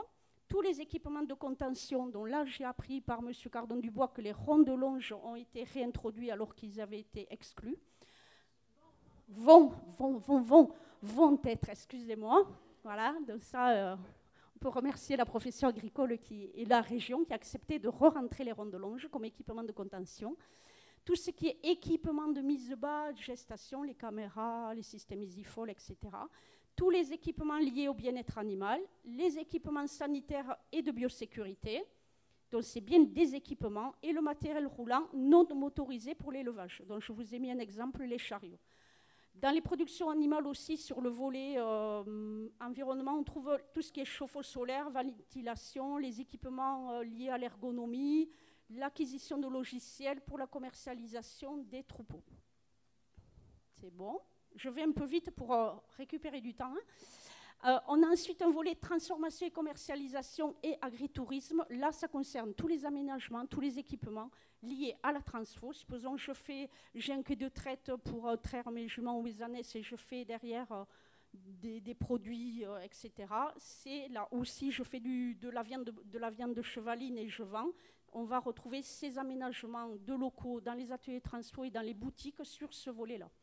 On a les équipements frigorifiques avec les remorques étales, les créations de sites internet marchands et pour les activités plus d'accueil, c'est-à-dire les gîtes, les chambres, les campings à la ferme, tout ce qui est développement de jeux et de scénographie. Voilà. Dans le volet 2, agroéquipement, donc il est super. Et moi, je vous conseille juste d'aller le lire, c'est l'annexe 3. Parce qu'il y a tout un tas de matériel dont vous avez besoin, que vous achetez, qui peuvent être éligibles, des gyrobroyeurs, des estimeuses, des semoirs spécifiques. Donc c'est beaucoup de matériel qui concerne le pilotage de l'irrigation, le matériel spécifique pour les économies en eau, le matériel pour l'implantation et l'entretien des couverts, les matériels pour l'entretien des haies, le matériel permettant la diminution du travail du sol, c'est là où on trouve les semis-directs. Et après, des matériels qui nous concernent moins, c'est la réduction des pollutions des eaux et des produits phyto. Donc là, il y a une liste. Moi, je ne vous ai pas mis tous les détails. Il y a une liste sur cette annexe. Il faut vraiment aller la voir parce qu'il y a des matériels qui sont utiles sur vos exploitations agricoles. Donc, dans les autres dépenses éligibles, il y a les productions végétales. Moi, je ne vous en parlerai pas, mais s'il y a des exploitants qui ont et des productions animales et des productions végétales, allez lire quand même les dépenses éligibles sur les productions végétales. Donc, sur ce petit dispositif, vous pouvez passer les équipements d'occasion. Ils sont éligibles, alors que vous verrez dans le dossier unique tout à l'heure, ils ne le sont pas, à 3 conditions. Évidemment que le matériel d'occasion, ils sont moins chers que le matériel neuf, qui répondent aux normes applicables. Et après, il faudra que le vendeur vous fournisse une déclaration sur l'honneur datée et signée qui indique, alors je ne sais plus exactement, voilà, qu'il n'a pas reçu d'aide dans les 5 dernières années. Voilà. Mais le matériel d'occasion est éligible, ce qui est toujours intéressant. Voilà. Alors ensuite, on va passer à la diapo d'après. Donc, dans le non éligible sur la filière équine, c'est tous les équipements et les aménagements en lien avec les activités de pension, de dressage ou d'enseignement équestre. Donc, manège, aménagement de pistes d'entraînement. Alors, rond de longe, je l'avais mis en vert puisqu'on en a discuté et on demandait à ce que ça soit éligible. C'est pour ça que je voulais vous le dire, mais sellerie, tout ça, c'est non éligible. La main-d'œuvre de l'exploitant n'est pas éligible en cas d'autoconstruction. Les aménagements paysagers ne le sont pas, le désaménagement non plus, la mise aux normes non plus, je vous l'ai dit. Et tout, de façon générale, tout ce qui est construction, puisque c'est plutôt dans le DU, et les dépenses de promo et de communication ne sont pas non plus éligibles. Dans les non éligibles, vous avez le renouvellement à l'identique, les véhicules roulants, les locaux sociaux, les investissements de raccordement et d'adduction aux voiries, eau potable, etc. Tout ce qui est forage, captage, et tous les investissements qui sont liés, enfin qui sont déjà éligibles dans d'autres dispositifs de l'État ou de France Agrimaire. Alors, dans les modalités d'intervention, les dossiers, vous les déposez au fil de l'eau, donc ça c'est intéressant. Vous pouvez les déposer d'aujourd'hui jusqu'au 30 novembre. L'attribution, elle se fait sous réserve de crédits qui sont présents dans le dispositif. En fait, la région attribue une enveloppe et vous déposez au fil de l'eau. Premier arrivé, premier servi, du moment que le dossier est complet. Les dépôts se font en ligne sur un portail qui s'appelle Mes aides en ligne. Et donc, elles sont traitées par ordre chronologiquement. L'aide, donc, c'est une subvention en capital. Il faut que la dépense de votre projet, enfin, la dépense éligible, soit supérieure à 5 000 € hors taxe. Donc, ça, c'est le minimum. Vous ne pouvez pas déposer un dossier pour 2 000 € ou pour 1 000 €. Il faut 5 000 € hors taxe minimum. Et au maximum, 20 000 €. Alors, j'ai mis le 20 000 € en rouge parce que si vous mettez pour 20 500 € de devis, à ce moment-là, la région va vous dire non, vous ne dépendez pas de ce dispositif, vous dépendez du dispositif unique. Je prendrai les questions après si vous voulez. Le taux d'aide pour le volet 1, c'est 20% avec des bonifications de 10 pour les JA ou les nouveaux agriculteurs, y compris ceux qui sont sous forme sociétaire, GAEC, EARL, etc. Et pour le volet 2, c'est le même taux de base, sauf qu'il y a des petites... selon la zone où vous êtes, et si vous êtes couvert par une agence de l'eau, vous pouvez avoir une base, au lieu d'être à 20, d'être à 10. Donc je ne rentre pas dans le détail. Sur le site de la région, il y a toutes les communes, et dans quel cas vous pouvez être 20 ou 30 sur ce volet 2 des agroéquipements. Donc les réalisations, donc une fois que vous avez déposé vos dépenses, que votre dossier est accepté, vous avez 1 an pour le réaliser, à compter du vote. Attention, ça c'est très important et ça vaudra aussi pour les DU et ça vaut pour toutes les aides de façon générale en agriculture. Il ne faut pas engager les travaux tant que vous n'avez pas l'engagement du financeur. Donc s'il y a un devis signé ou s'il y a déjà une facture, ça vous annule la demande d'aide. Donc ça, attention, c'est pour ça que je vous l'ai mis en rouge. Et après, cette aide, elle est versée une seule fois. Enfin, le versement fait office de solde, alors que vous verrez dans le dispositif unique, on peut avoir des acomptes. Voilà. Alors là, je ne vais pas trop rentrer dans le détail, mais il est possible, en fonction de votre situation, de déposer à la région plusieurs demandes de financement. Ça dépendra si vous avez un CAD ou pas. En activité équine, vous n'avez pas le droit de déposer un CAD, donc ça va être vite réglé, sauf si vous avez une autre activité bovine ou arbo à côté. Vous serez dans le cas de deux financements maximum, c'est-à-dire que vous pourrez déposer, par exemple, un pass volet 1, un pass volet 2, ou un pass volet 1 et un DU, ou un pass volet 2 et un DU.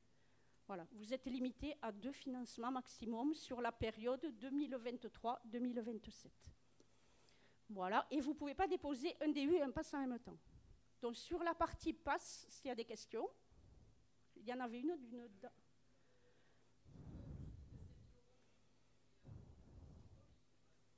Ben, il vous faut cumuler des investissements. En fait, il faut essayer de faire un projet un peu global avec votre conseil agricole, faire le point de tous vos investissements, voir ce qui est éligible dans les listes et arriver à 5 000.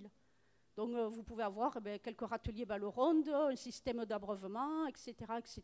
Et il faut que vous arriviez quand même à 5 000 hors taxes pour accéder au dispositif.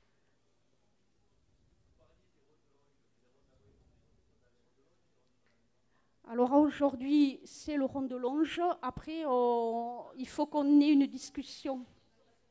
Ouais. Aujourd'hui, non. Sur le prochain appel à projet, ils vont ouvrir au rond de Longe, a priori. C'est en discussion à la région. Et après, on verra pour les autres types d'équipements. Aujourd'hui, c'est vraiment le rond de Longe. Oui.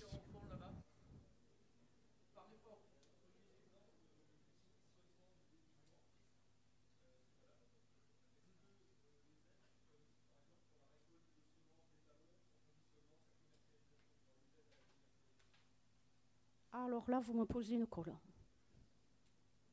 Et peut-être que M. Cardon-Dubois pourra répondre, mais moi, vous me collez. Je ne sais pas si j'ai la réponse là, mais parce que je ne suis pas assez connaisseur en tout cas de ces activités, mais si c'est éligible à une activité agricole. Donc si dans ces activités de diversification que vous présentez, c'est une activité agricole, oui, ça sera éligible. Voilà, je n'ai pas d'autre réponse en tout cas. Parce que dans la filière équine, effectivement, il y a une diversité de valorisation. Et là, il faut être un peu connaisseur quand même. Mais si c'est agricole, je ne vois pas pourquoi ça ne serait pas éligible. Et pardon, juste pour préciser sur ce qu'a dit Nathalie tout à l'heure, sur le dépôt, en tout cas, ou le démarrage des travaux avant le dépôt de l'aide, c'est effectivement un point très important. On a beaucoup d'annulations de dossiers qui tombent. Vous pouvez démarrer les travaux une fois que vous avez déposé votre dossier. Après, il y a l'instruction par la région et vous aurez ensuite votre engagement d'aide. Mais tant que vous n'avez pas déposé votre dossier, les dépenses ne sont pas éligibles. Après, vous prenez votre risque de commencer les travaux avant d'avoir l'assurance d'une subvention ou pas, mais ça reste éligible. Par contre, tout ce qui est effectué avant le dépôt du dossier, effectivement, là, ça ne sera pas éligible. Voilà. Après, nous, on vous conseille de déposer une note explicative pour les instructeurs de la région, pour quand même qu'ils comprennent les investissements et votre logique d'investissement. Parce que des fois, il y a des matériaux particuliers. Et donc, les collègues de la région m'appellent en me disant « Ah ben Nathalie, j'ai un exploitant qui me demande si ça. » Et voilà, donc expliquez votre projet en 10 lignes, mais expliquez-le.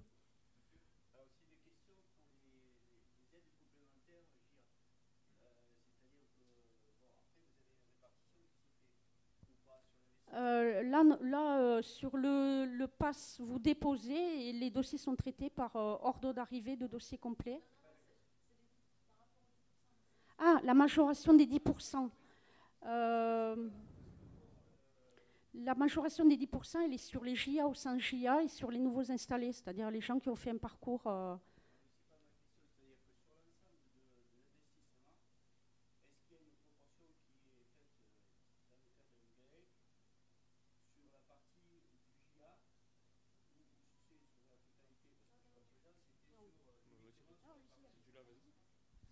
Non, en fait, pour les sociétés, il suffit que dans la société, il y ait au moins un JA qui corresponde à la demande et ça vaut pour l'ensemble des dépenses.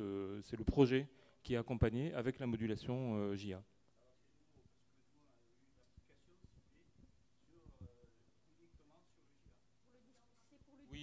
Oui, mais en tout cas, donc là, en tout cas, c'est clair. Il suffit qu'il y ait un JA dans la société et effectivement, ça entraîne la modulation JA.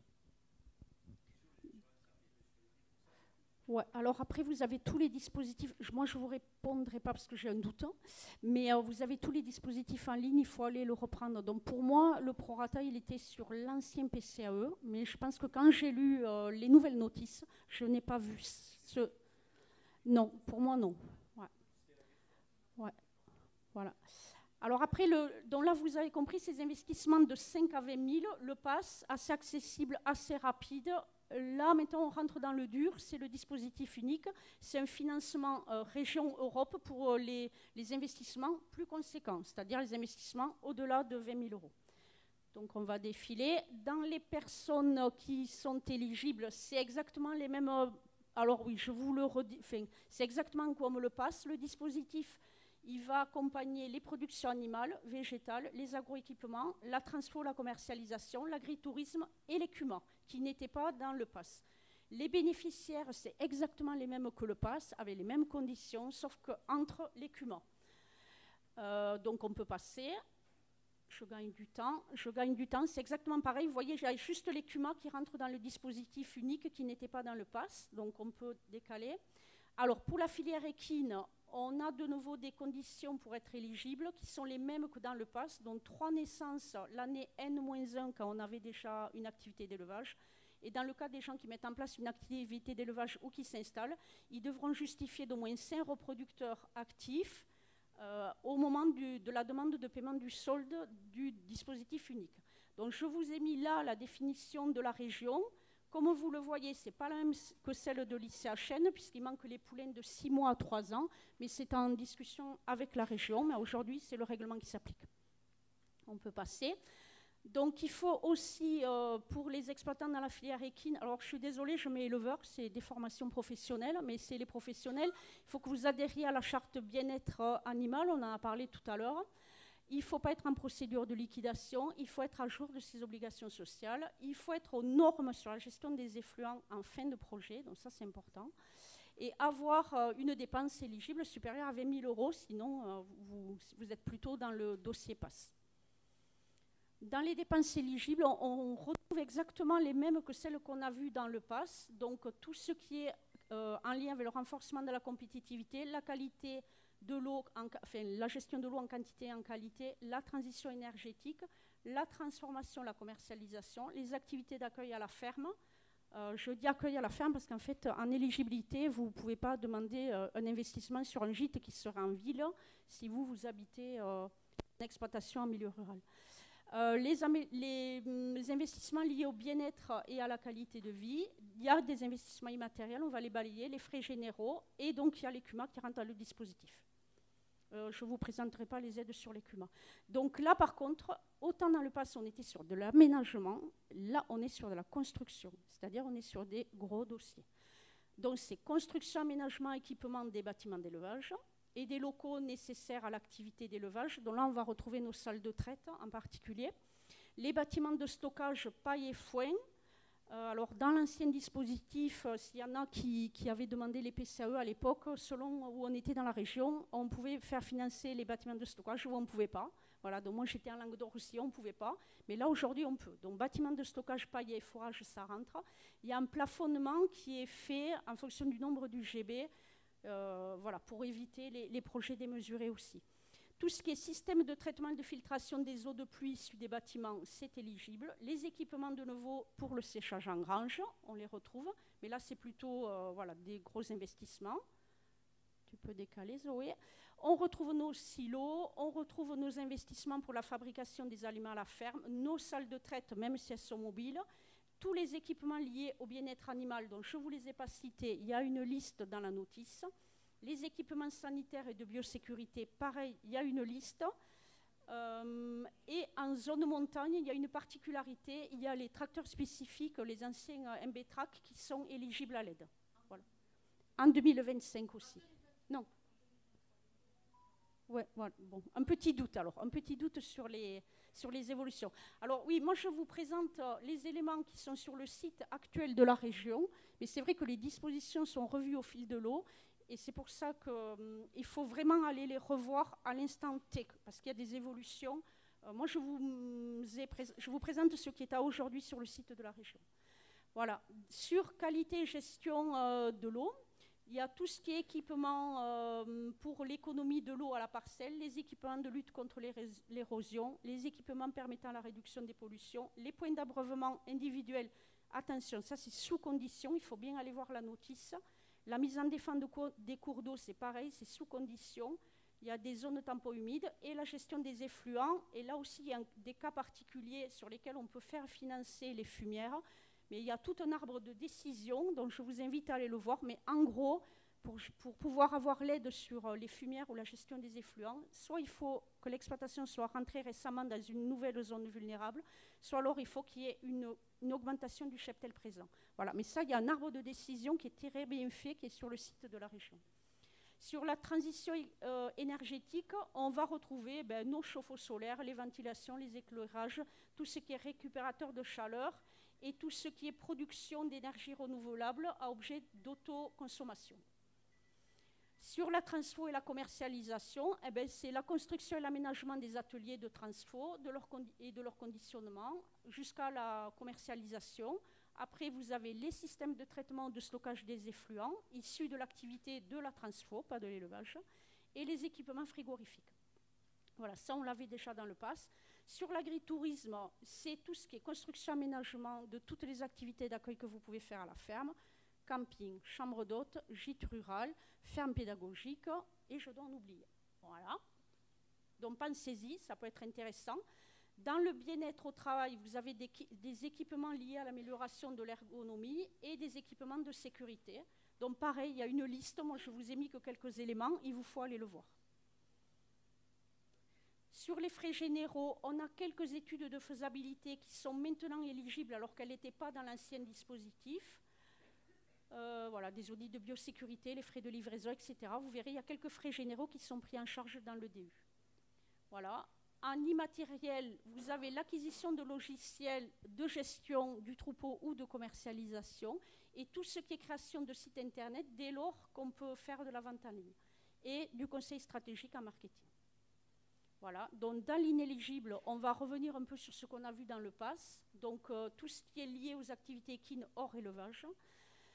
Les hangars de stockage de matériel, ils n'étaient pas dans l'ancien programme, ils ne le sont toujours pas. Tout ce qui est matériel d'occasion, par contre, là, c'est inéligible. Donc, il n'y a que le matériel neuf qui est éligible, contrairement au PASS. Tout ce qui est couverture, s'il y a du panneau photovoltaïque sur le bâtiment. Les aménagements extérieurs, c'était pareil dans le PASS. Les achats sous crédit bail, les travaux de désamiantage. Voilà. Bon, la liste des dépenses inéligibles, pareil, vous la trouverez sur le site. Hein. Les véhicules roulants, donc souvent on me demande de le vendre, non, c'est pas éligible. Les épandeurs étonnants à lisier, c'est inéligible. Les locaux sociaux, forage, captage, la participation au salon et les dépenses soutenues par un autre dispositif du FEAGA ou de France Agrimaire.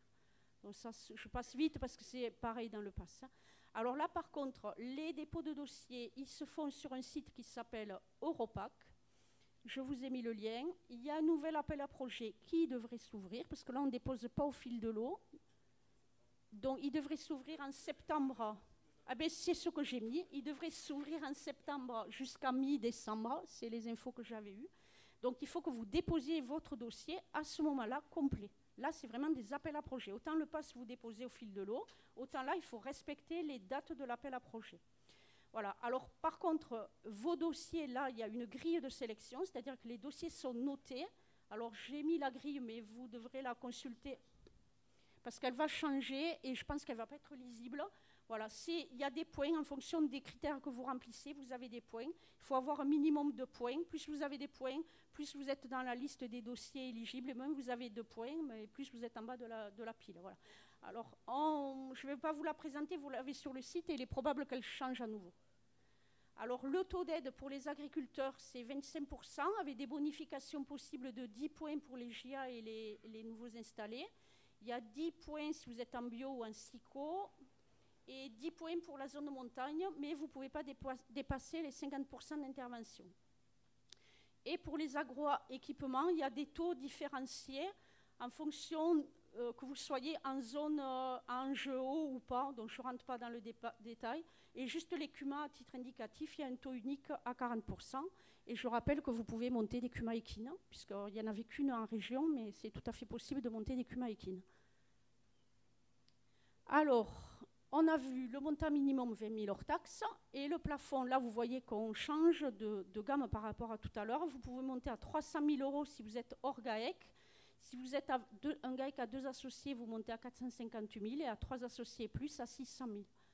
Voilà, donc c'est des gros investissements et là vous pouvez cumuler des constructions bâtiments d'élevage, de l'agritourisme, de la transfo. Vous pouvez piocher dans tous toutes les items pour constituer votre projet qui est un projet plus global que le PASS.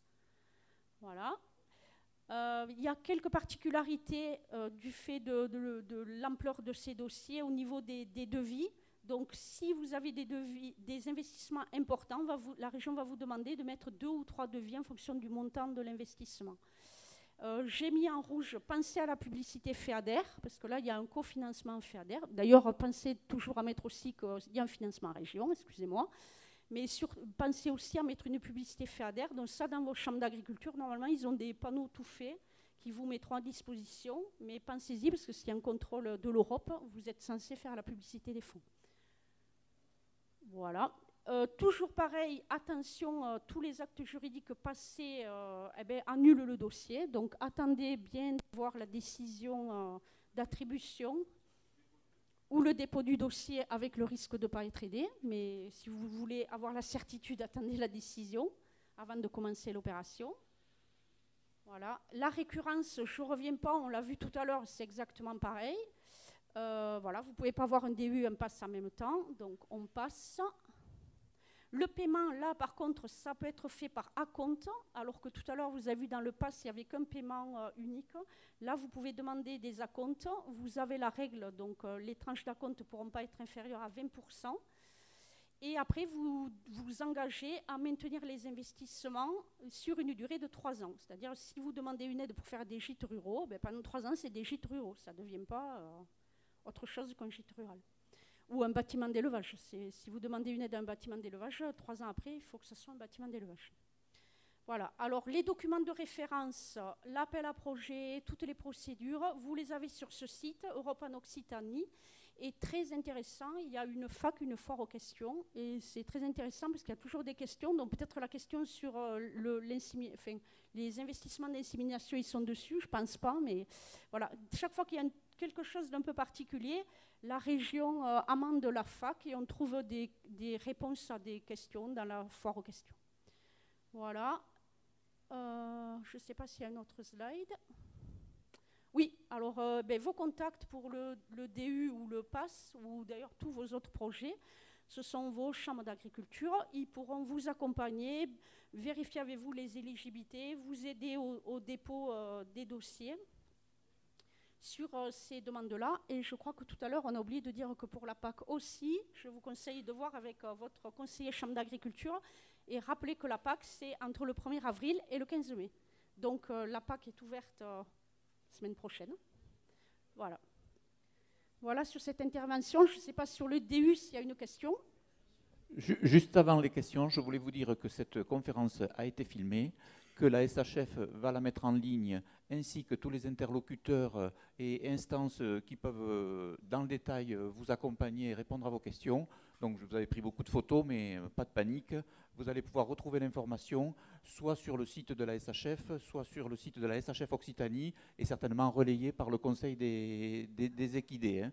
Voilà. Donc, allez, vous pouvez poser quand même néanmoins des questions. Si je peux répondre.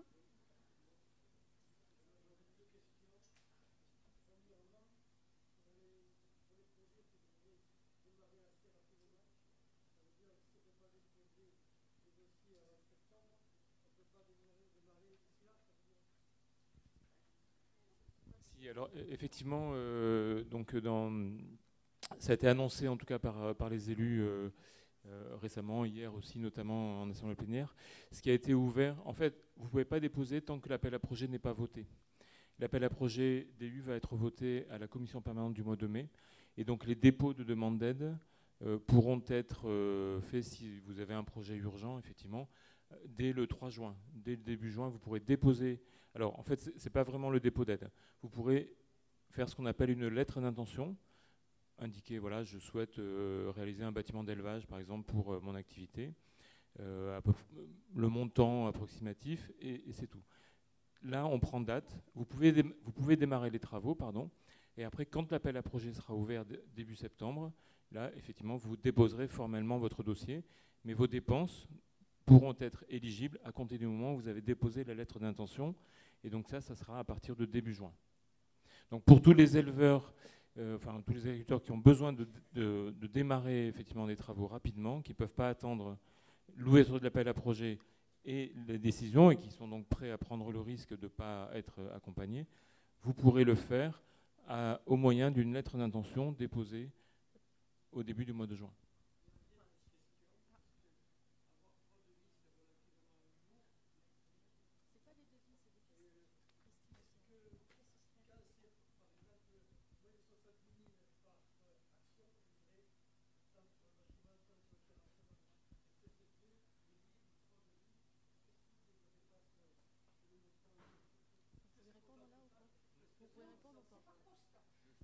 Alors, c'est par poste et après, c'est bien des pièces estimatives.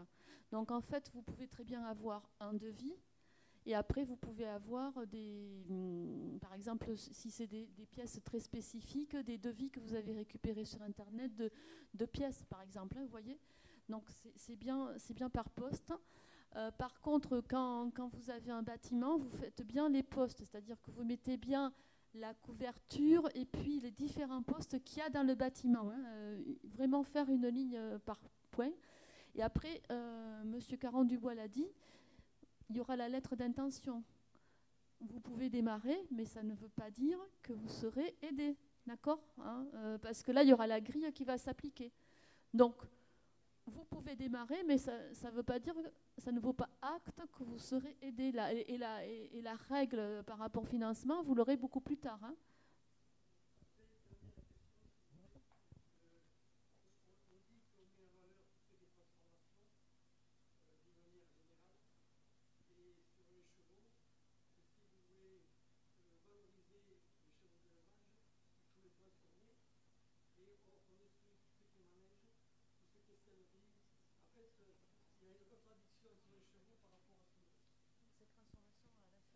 Ouais, là, c'est vraiment une transformation à la ferme, c'est-à-dire vers de l'agroalimentaire ou du cosmétique, mais pas de la valorisation, mais j'entends bien. Quoi. Ouais, on est vraiment sur l'activité d'élevage et pas sur l'activité de transformation. On peut le regretter, mais aujourd'hui, le dispositif est fait comme ça. Voilà. Oui, mais la transformation agroalimentaire, elle passe. Voilà. Si aujourd'hui un éleveur en trait fait un atelier de découpe et de transfo pour ses chevaux de trait, ses poulains, il sera éligible.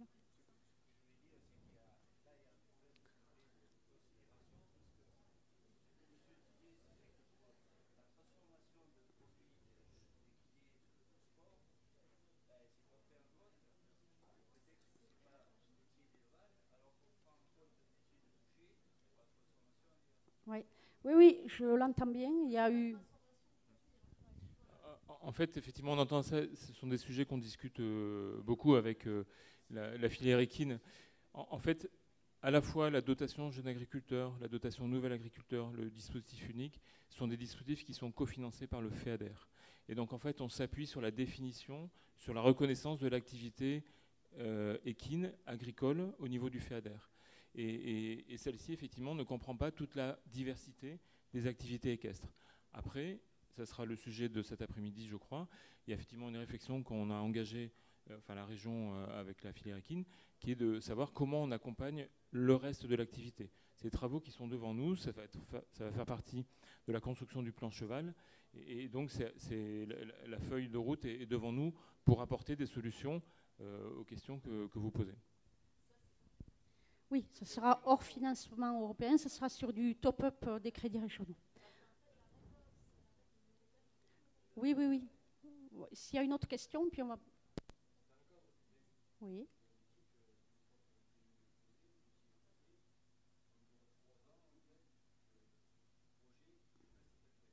Oui.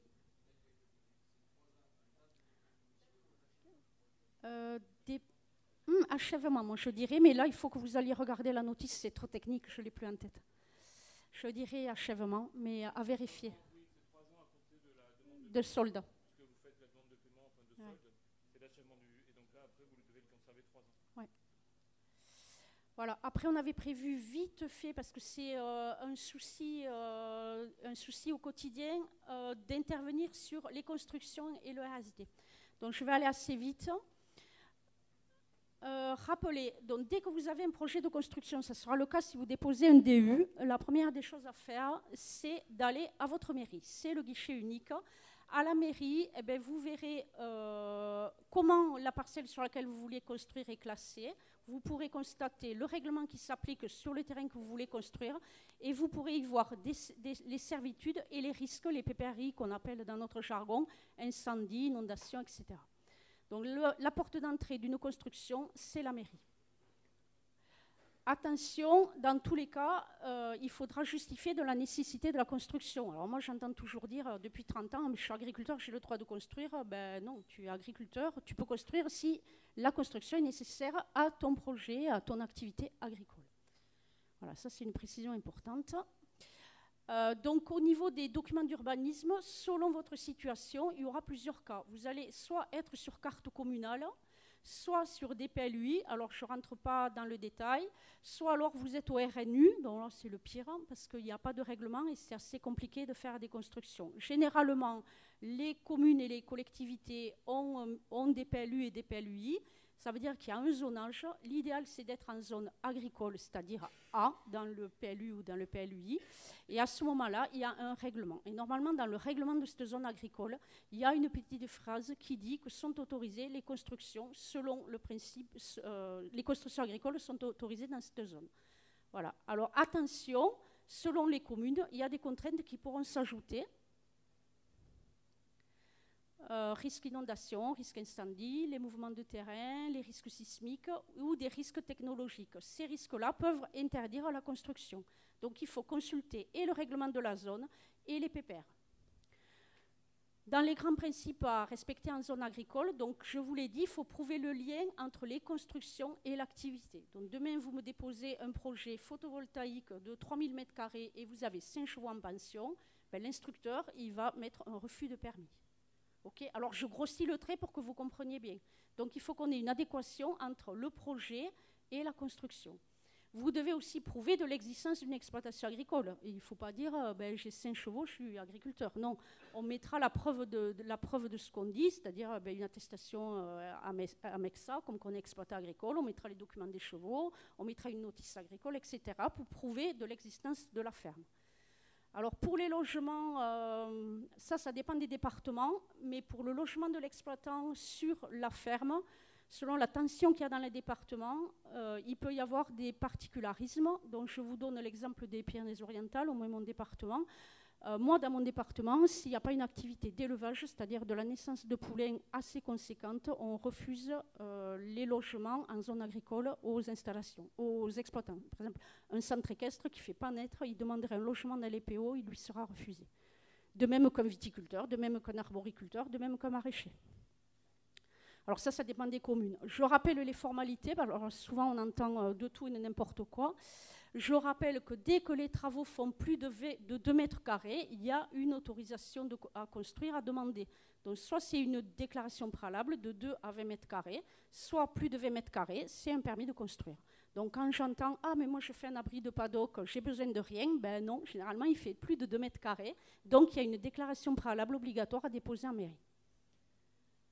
Quelques rappels, donc même si c'est démontable ou déplaçable, la règle s'applique. C'est-à-dire que si vous faites des abris déplaçables, c'est le cas des cabanes pour les cochons, pour sortir de la filière équine, en production porcine où on fait des cabanes qui sont déplaçables, dès lors qu'elles font plus de 20 m², c'est des permis, dès lors qu'elles font moins de 20 m², c'est un PC. Et après, on fait un cumul des superficies.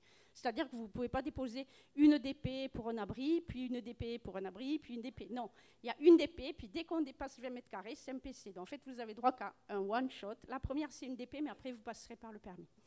Je rappelle que pour les bâtiments qui logent des animaux, donc un bâtiment qui loge des animaux, c'est un bâtiment, donc il y a un toit, il y a des animaux et il y a de la production de fumier. Vous êtes soumis à ce qu'on appelle le RSD, le règlement sanitaire départemental, et pas les ICPE, les installations classées pour l'environnement. Ça, c'est plutôt les bovins et les autres productions un peu plus importantes. Et donc, il y a des règles de distance qui s'appliquent à vous. Donc, avant tout dépôt, renseignez-vous auprès de l'organisme qui instruit. Généralement, c'est les Comcom, depuis que les DDE sont plus dans le paysage. Voilà. Donc la procédure, donc comme je vous l'ai dit, la mairie, c'est votre guichet unique. Vous y retirez votre dossier de permis, vous le redéposez là-bas, vous y prenez tous les renseignements et c'est le maire qui, en tout état de cause, signera votre permis de construire. Même si l'instruction, elle ne se fait pas en commune, souvent la Comcom, comme je vous l'ai dit. Voilà, c'est le maire qui signe. Donc moi, je vous conseille quand même d'aller présenter votre projet à votre maire. Voilà. Il y a plusieurs types de documents et moi je vais juste vous parler du certificat d'urbanisme opérationnel. Alors on l'utilise beaucoup sur les dossiers d'installation. En fait, avant de déposer un permis, ou souvent vous engagez des frais d'architecte, etc., pour savoir si l'opération que vous projetez, elle est réalisable, vous déposez un certificat d'urbanisme opérationnel. C'est un croquis, vite fait, bien fait.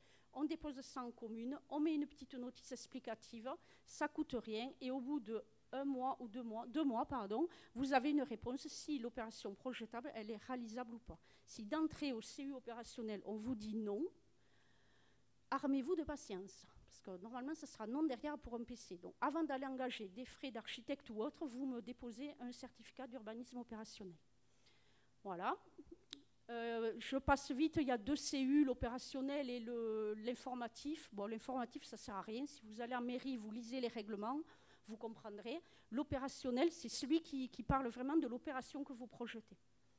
Voilà, et donc vous l'utilisez en amont du permis. Dans les pièces obligatoires des permis, vous le savez, il y a toutes les pièces classiques, les plans de situation, de masse, etc. etc. La liste, elle est jointe au formulaire, mais aussi, et ça, nous, on vous le conseillera au niveau des chambres d'agriculture, il y a des pièces facultatives. Donc, dans les pièces justificatives, c'est ce qui va prouver que vous êtes une réelle exploitation agricole professionnelle.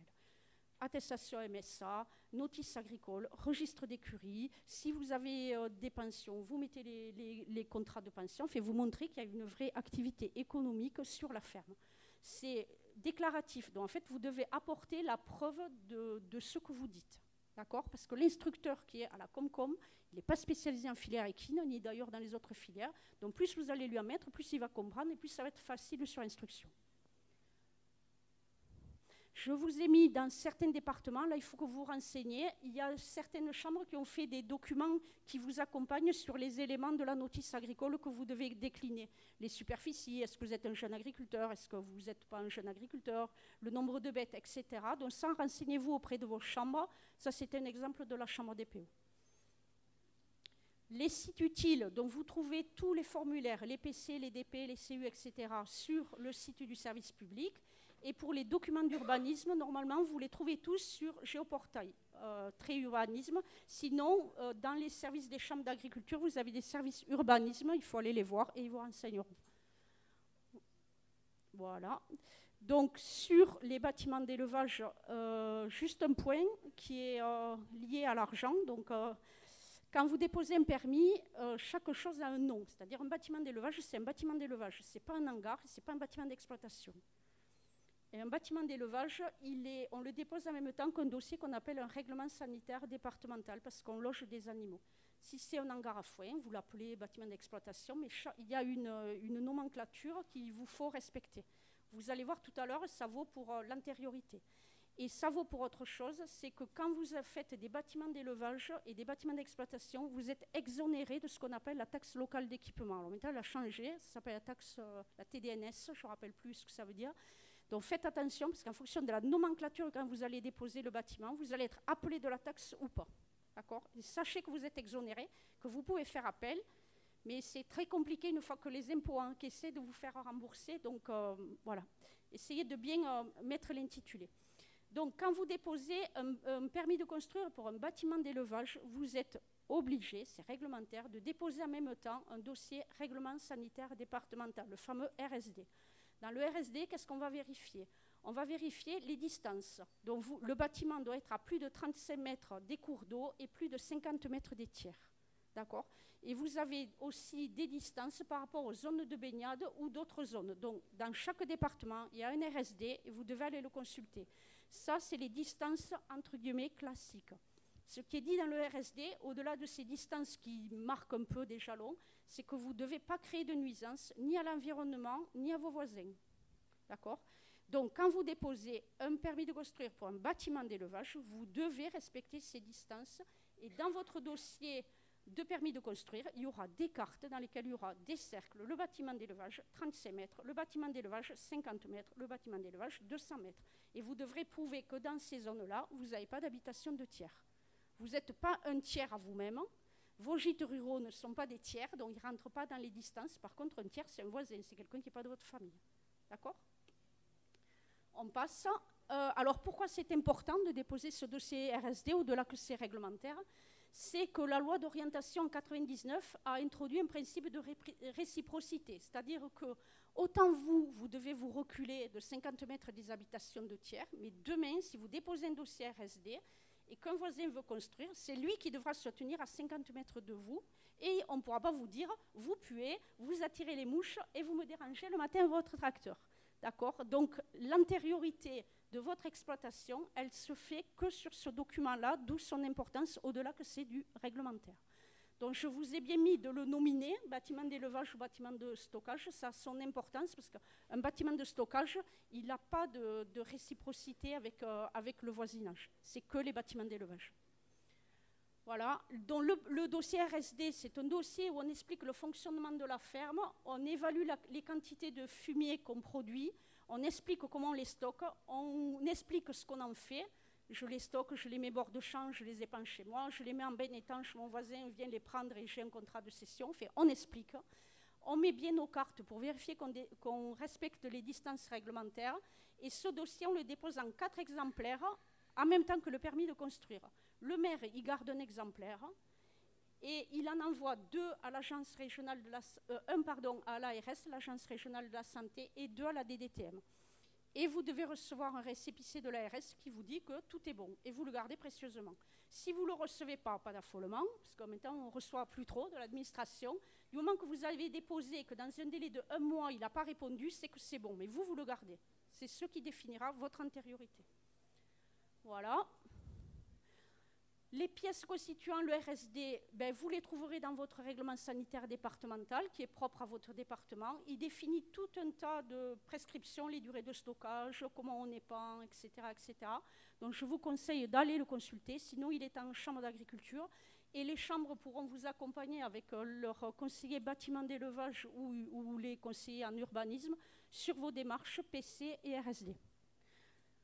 Voilà. Alors pour la gestion du fumier, il y a 2 cas, je vous rappelle, c'est important. Soit vous êtes en litière accumulée, c'est-à-dire paille, crottin, animaux, paille, crottin, animaux, et on ne défume pas, et ça pendant 2 mois. Soit on ne l'est pas. Généralement, en filière équine, vous ne l'êtes pas. Vous défumez plus régulièrement que 2 mois. Auquel cas, je rappelle que le stockage est obligatoire sur une aire étanche. Vous ne pouvez pas sortir le fumier tous les jours là et aller le mettre en bord de champ comme ça, directement au sol. C'est totalement interdit. Vous devez le stocker sur une aire étanche, ce qu'on appelle nous une fumière. Et ce stockage, il est obligatoire et préalable avant le dépôt en bord de champ. Donc une fois que le fumier a mûri au moins 2 mois après le dernier rapport dans la fumière, là vous pouvez l'enlever et le mettre au bord de champ. Un petit rappel, attention si vous êtes en zone vulnérable, il y a les directives nitrates et il y a d'autres particularismes qui peuvent s'appliquer, d'autres contraintes. La distance de la fumière, elle est aussi indiquée dans le RSD, mais généralement c'est les mêmes distances, donc 35 mètres des cours d'eau, 50 mètres des tiers. Voilà, et après voilà, on essaie de le mettre à un endroit facilement accessible. Et je vous ai mis des croquis, vous avez des ordres de grandeur et des croquis dans des documents de l'IFCE qui sont très bien faits, donc je peux que vous engager d'aller les consulter. Voilà sur la gestion des effluents que je peux vous faire. Et sur les permis. Je ne sais pas si vous avez des questions. Est-ce qu'il y a des questions sur les sujets qu'on a évoqués ? Si pas de questions, avant de passer au pot, juste on a une dernière présentation sur d'autres aides complémentaires qui sont moins importantes que celles qu'on a vues, mais que vous pouvez quand même facilement mobiliser. Donc autant qu'on vous présente ça. Donc s'il y a des centres équestres dans la salle, juste une petite partie sur les aides liées au sport. Je laisse Florent, donc le directeur du Creux, les présenter. Oui, pardon. Bonjour à tous. Donc pour les structures équestres, donc même si elles ne sont pas associatives, toutes les structures équestres peuvent bénéficier d'une aide de la région qui s'appelle Occitanie Sport pour tous. Elle est disponible en ligne en tapant mesaidesenligne.fr. C'est un accompagnement pour l'acquisition de matériel sportif. Il suffit en fait de prouver que vous faites de la prestation d'enseignement vers les jeunes de moins de 21 ans. Et c'est une aide forfaitaire entre 500 et 2000 euros selon les devis, que vous présenterez.